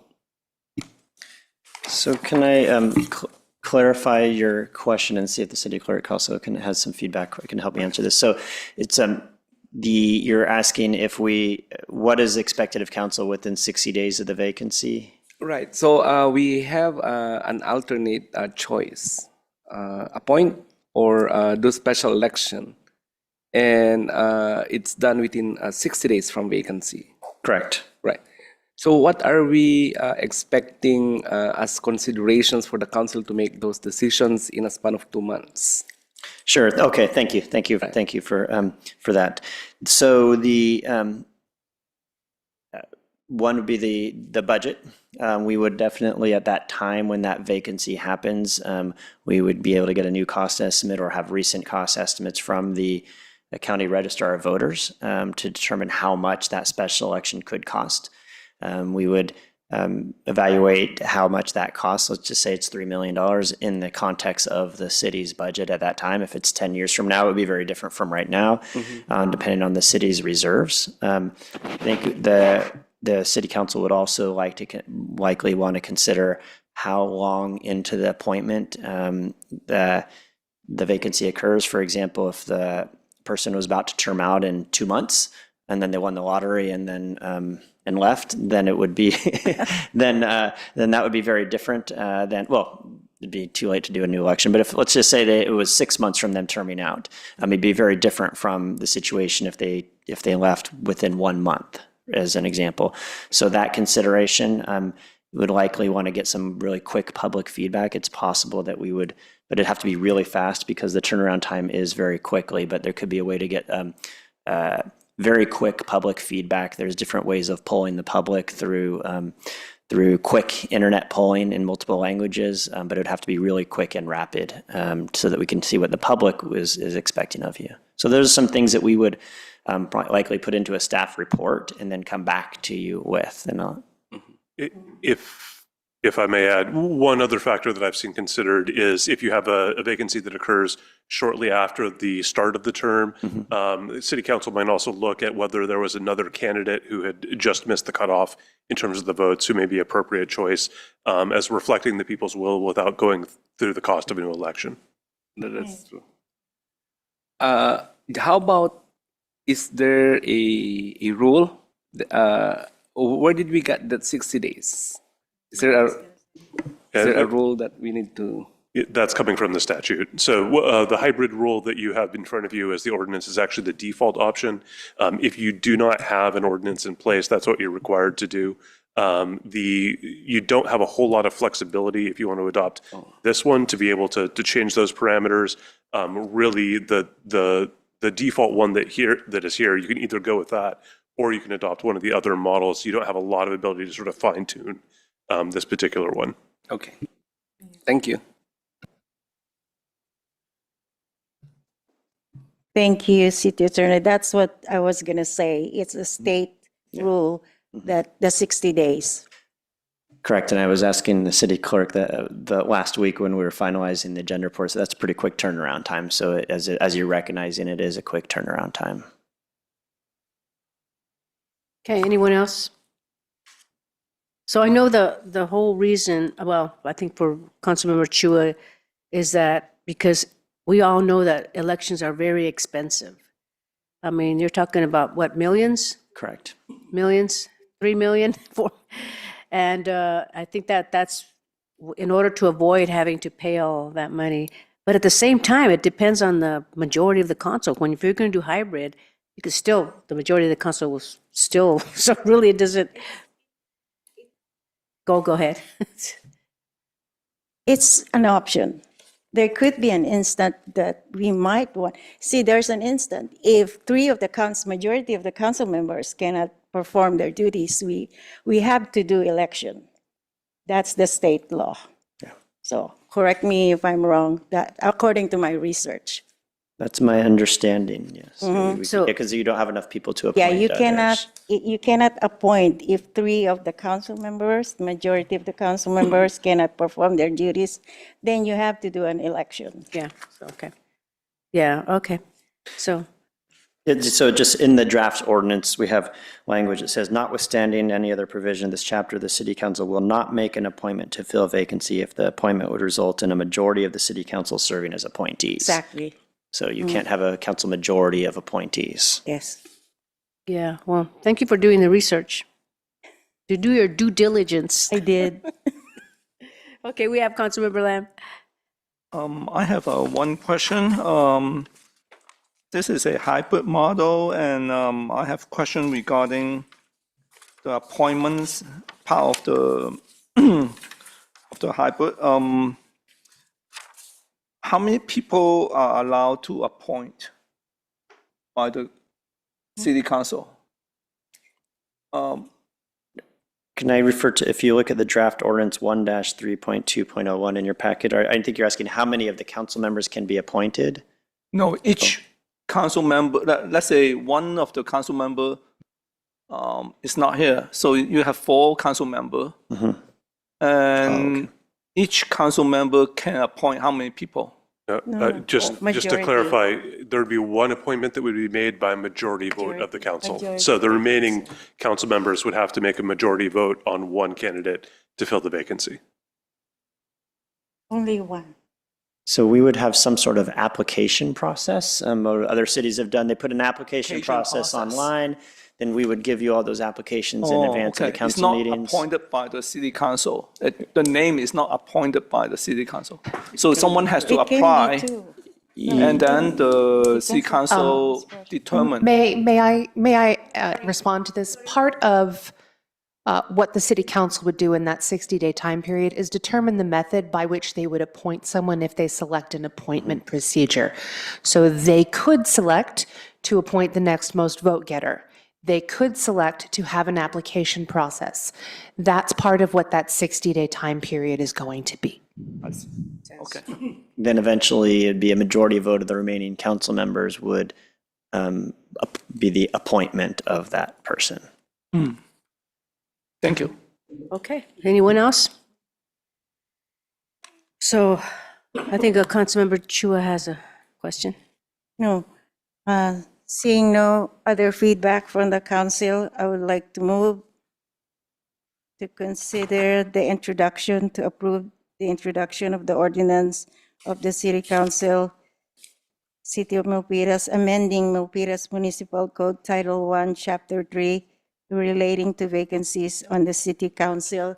Where is the part that says about the resolution by, where is that Oh, part? the second, waiving the reading of the ordinance beyond the title. Oh, there you go. Waive the reading of the ordinance beyond the title. Your second. Second. And we have a second by Vice Mayor Barbadillo. So it was motioned by Councilmember Chua and seconded by Vice Mayor Barbadillo. And now let's call for the vote. Vice Mayor Barbadillo, Aye. Councilmember Chua, Aye. Councilmember Lamb, Aye. Councilmember Lien, Aye. Mayor Montano. And I'm an aye. Okay. All right, thank you. So now we're moving on to announcements, and it is what time? 9, almost a little past 9 o'clock. Okay, that's great. So before we move on to announcements, City Manager, do you have any announcements? No announcements, Mayor. Okay, none? Shoot. Thank you. All right. Okay, so I have does anyone else have one? Any announcements? Okay, so I want to bring these up. So the Cesar Chavez, I would like the city manager to agendize an ad hoc naming subcommittee. Well, we have a facility naming. Would that be the same as the facility namings committee? Yes. Okay, so to identify the name of Cesar Chavez and for the subcommittee to make recommendations on new names for the full city council to consider. And for the city manager to return with proposed changes to our Muni code and any standing resolutions regarding the name, including our city holiday on March 31st. So we can all discuss that. So is there a consensus on that? We could take it to the subcommittee. Vice Mayor Barbadillo, Yes. Councilmember Chua, Yes. Councilmember Lamb, Yes. Councilmember Lien, Yes. Mayor Montano. I'm a yes. Okay, thank you. And then the other one is currently the fee waiver, this is for donation and fee waiver. So currently the fee waiver donation policy only allows up to $1,500 in fee waiver and $500 in donations for an organization each fiscal year. While this works in most cases, it limits our ability to award donations to different schools or clubs within the Milpitas Unified School District. So I recommend staff return to the city council with a minor amendment to the policy to allow for the school district, remember the school district, to receive a limited number of additional fee waivers.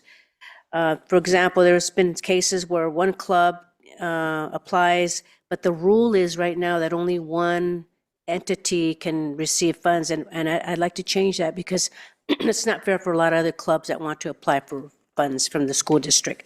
So with that, I'd like a consensus. We have Councilmember Chua. I'd like to amend that with a specific number, because we can be bombarded with 10 of them in 1 year. I think there should be a specific number. Yeah, and what we could do is we can bring back a number in whatever item you would consider, and then if you want to make any changes, you could discuss and then give us direction at that time. Perfect. Thank you, City Attorney. Okay, but the So gist of- calling for consensus, Vice Mayor Barbadillo, Okay, go ahead. Yes. Councilmember Chua, Yes. Councilmember Lamb, Yes. Councilmember Lian, Yes. Mayor Montano. And I am a yes. Thank you for that. And also, tragically, we, on March 31st, we had a death at our, in our city, of one of the high school students. So I'd like to end this meeting in memory of Jared Cavan. He passed away on March 31st. But I also would like to have the city do some type of youth programs, some type of prevention program. So I think our kids, our students, especially in the high school, they need more programs for our kids, our youth. So that way, sports is a good venue for them to, stay out of trouble. So I think I'd like to have the city look into that, some kind of youth programs for our high school students. Be more proactive. And so is there a consensus to look into, have the city look into that? Well, Councilmember Lamb, can we suggest that to MUSD? I can't hear you. That idea is good, but I would like MUSD to implement that. Well, maybe we can do a partnership. Yeah. Yeah, a partnership. I Because think- we need some type of. Yeah, I think they should be the one who. Well, it should be. I should be. I mean, we live in the same city, so I should be. We have Councilmember Chua. But the fundings. I just want to point out, there are some youth programs that we do have currently. If you want to say, in addition to the current programs that we have, there are some programs. Yeah, we can do it that way. We can do it that way. But actually, because some kids need counseling, Yeah, I know. That's why I want the staff to look into some type of programs. We have a council member, I don't know if we can be discussing this. This is just I don't think we can be discussing this. It's just a consensus, yes or no. Mayor, could you just restate what it is you're asking for consensus? Because So I'm there's been asking- some discussion. I'm asking for the city to look into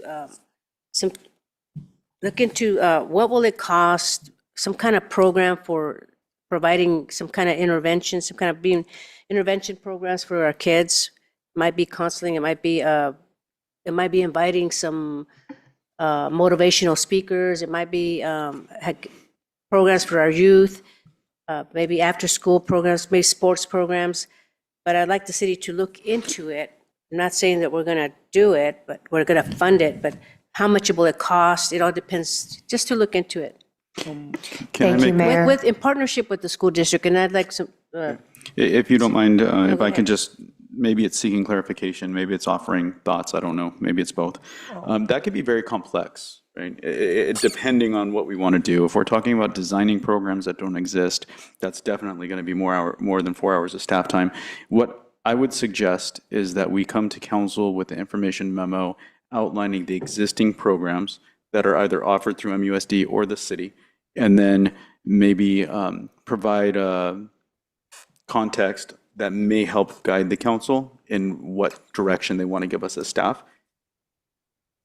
That way we can understand, Okay, because okay, that's fine. motivational speakers versus, Yeah. a staffed program, it could mean a lot of different things, and there's tons of creativity that can be put into those types of programs. Yeah. May I The whole gist is just to do some kind of intervention, but we have Councilmember Leon on the online. Yes, so we have city and school collaboration committee. Discuss it at that committee, because right now school districts have different programs. If you guys discuss more, perhaps something will rise from that discussion for a good program.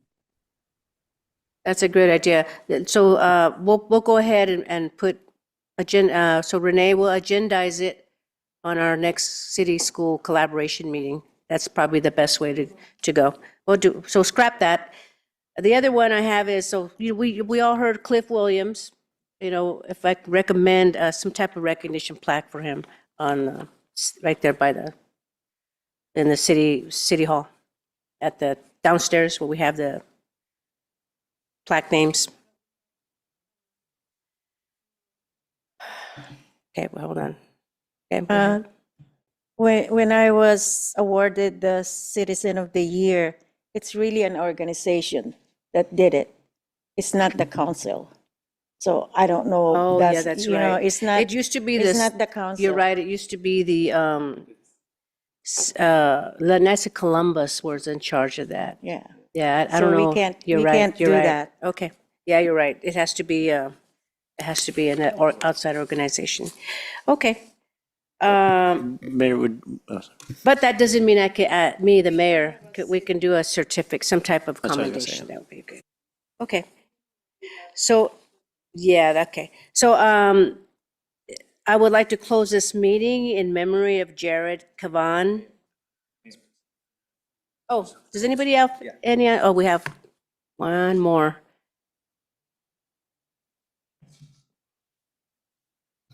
Vice Mayor? Thank you, Mayor. I have two policy considerations I want the council to have a consensus with. One is for the permitting process that would include but not limited to a site development permit process in light of the issue that these cell towers are having. I would like to know if we can change or there needs to be an improvement of that antiquated permitting process to cater for technology advancements, like the multiple cell towers coming in, and who knows else what structures would technology will bring. So that's the first one. First one? Okay, consensus? Yes, for consensus, this is going to be Vice Mayor Barbadillo, Aye. Councilmember Chua, Aye. Councilmember Lamb, Aye. Councilmember Leon, Aye. Mayor Montano. Aye. Right. The second policy consensus I would like to offer the council is I would like to look at shift schedules for the firefighters in view of the budgeting that we're going to have this year. I heard that there are different shift schedules that would be an alternate if there's something that we can find to address the issues of staffing. Let's put it that way. And I was informed that we had this a while back, and it may be prudent at this point in consideration of our economics to see if there is an alternative or there is a way the shift scheduling would benefit us. So I'd like some clarification on, is that just, it's for us to be educated on the different shifts that they do? Right. What I was informed with, and maybe the chief could share his thoughts. In a certain jurisdiction, when there is a fire service like what we have, the shift schedules or the staffing usually is based on several factors like geographics, population, and then whatnot. And we have entities that would do those studies and help us to see what's more fitting, if necessary, in a certain jurisdiction. So that's what, right. Oh, so it's just a study session to look at the shift schedules. Get a study, study session, okay. Yes. All right, good with that. Verification, so it is a study session, Vice Mayor? Go ahead, Councilmember Lin. Right. It's more on an information, whether it's through a study session or through some other sources that would inform the council if there could be an alternative or a need to change current shift scheduling of the firefighters. And this cannot be requested through the city manager to agendize this item for a future meeting to bring to the whole council? We can Or do is it- that. We can probably do that if our rules and our city attorney would confirm that we could. But the idea is to see, as I said, in consideration of the budget cycle that we're discussing, in consideration of the economics of it, as general as that, maybe it would be prudent for the city council to look at the effects of, or an alternative of scheduling. Well, I'll go to the point. It's because of the overtime. Right. So for me, I need clarification because I'm hearing two things. Right. Are we talking about different schedules with our existing staffing? Or are we talking about a different staffing model that may result in more or less fire personnel? Because those are two very different things. So I want to make sure that we're talking about the right thing. One may be less than 4 hours, one may be more than 4 hours. So I'm trying to understand specifically what the request is. Having several informations in the past, when overtime was brought to the council and became at least an issue to talk about, right? One that popped up is the way our fire is staffed, and that is based on the scheduling. How many firefighters we need in a certain shift and things like that. And a further, looking at it, it came to me that one factor that may affect, how the fire department is soliciting the amount of overtimes that we currently have is about the shifting, it's about staffing. And if the council would be able to look at that staffing, if it's still effective, because I believe that the shift scheduling and staffing is based on a study way back that was suggested to the city, and that's what we have been adopting ever since.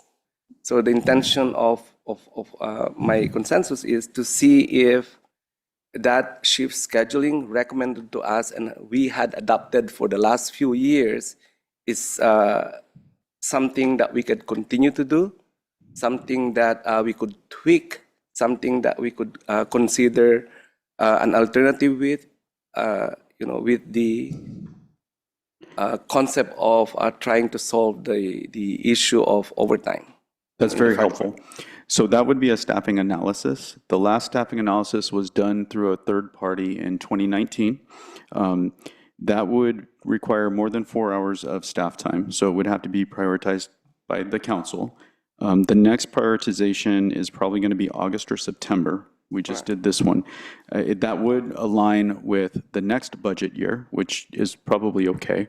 I think that study to do is probably around $50,000 roughly to use somebody. So I think what the council would be asking for consensus for is to utilize a vendor to do a staffing analysis to make sure that whatever our staffing is consistent with standards and our needs in our city. And then we can do that work. If you wanted an information report about how we might differently deploy the existing staffing without doing a change, then I think we can probably accomplish that in less than 4 hours through an information report and highlight what different types of schedules the fire department may be able to use. Or we could do both. We can do that information memo, and then council could vote now on prioritizing the study if that's what they so choose. Either way is fine with me. I just think that that's important for this next budget cycle that we're talking about. If you delay it until August, and that's the logistics of what you believe I am asking, that's fine. We can consider that.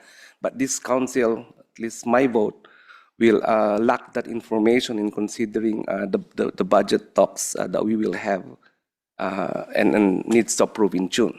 Put it in August, then my one vote will be less of a source in considering the budget in June. Yeah, I understand that. It's just we're in a timing situation. To do a staffing analysis is significant work, and we want to make sure we get it right. So if we're going to do a staffing analysis, that we could do that. We should do it right.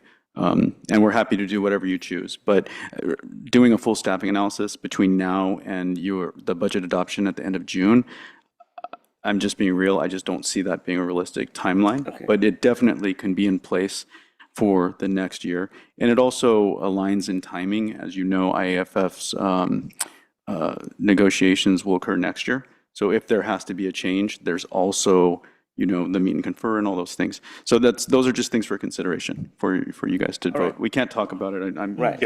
making the city attorney antsy over here. I think to be prudent about it, I'll settle for both. Okay. Right. One is to see at least because at least my one vote, I wanted a basis of deciding for the department this coming budget cycle, and for the long term, and that would coincide with talking with the group later on, I think early next year, then a more than 4 hours would probably be timing in August, just in place, when we talk to them.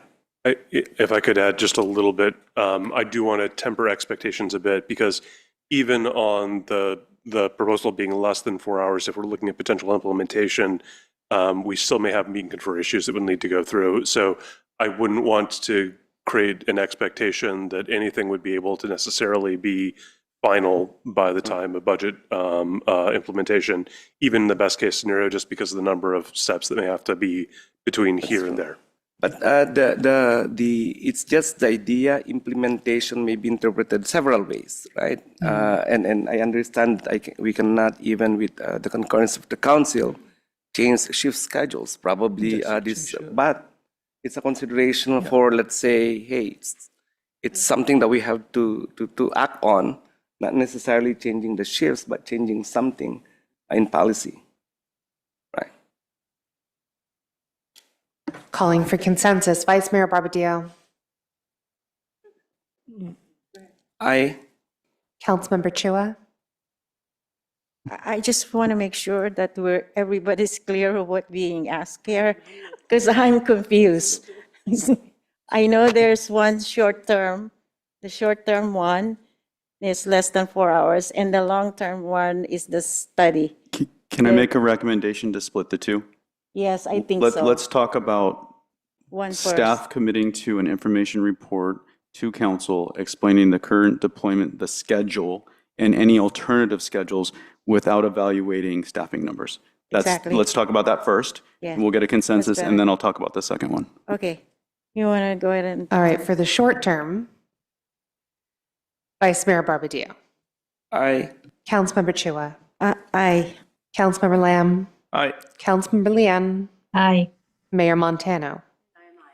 Education is always good to knowledge is, you make better decisions with more knowledge. So the second piece of that would be the request for council to find a consensus to do a staffing analysis through a third-party vendor to evaluate the current staffing in the fire department for potential changes. All right, and then Can I make a comment on top of that? Okay. I believe what I hear is not just the staffing, but also look into the shift schedule.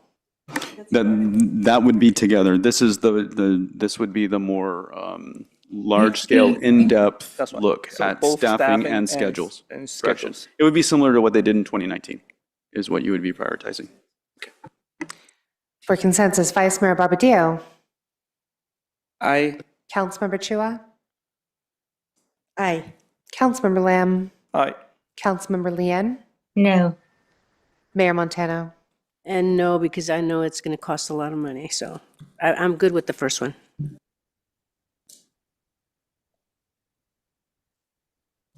I don't know if anybody else had announcements. Anyone else have anything else? Okay. All right, now, so this, well, if we can close this meeting in memory of Jared Cavan, who passed away at the early age of only 17, and give a couple of minutes, a few minutes for, in memory of him. If we can have silence, put our heads down.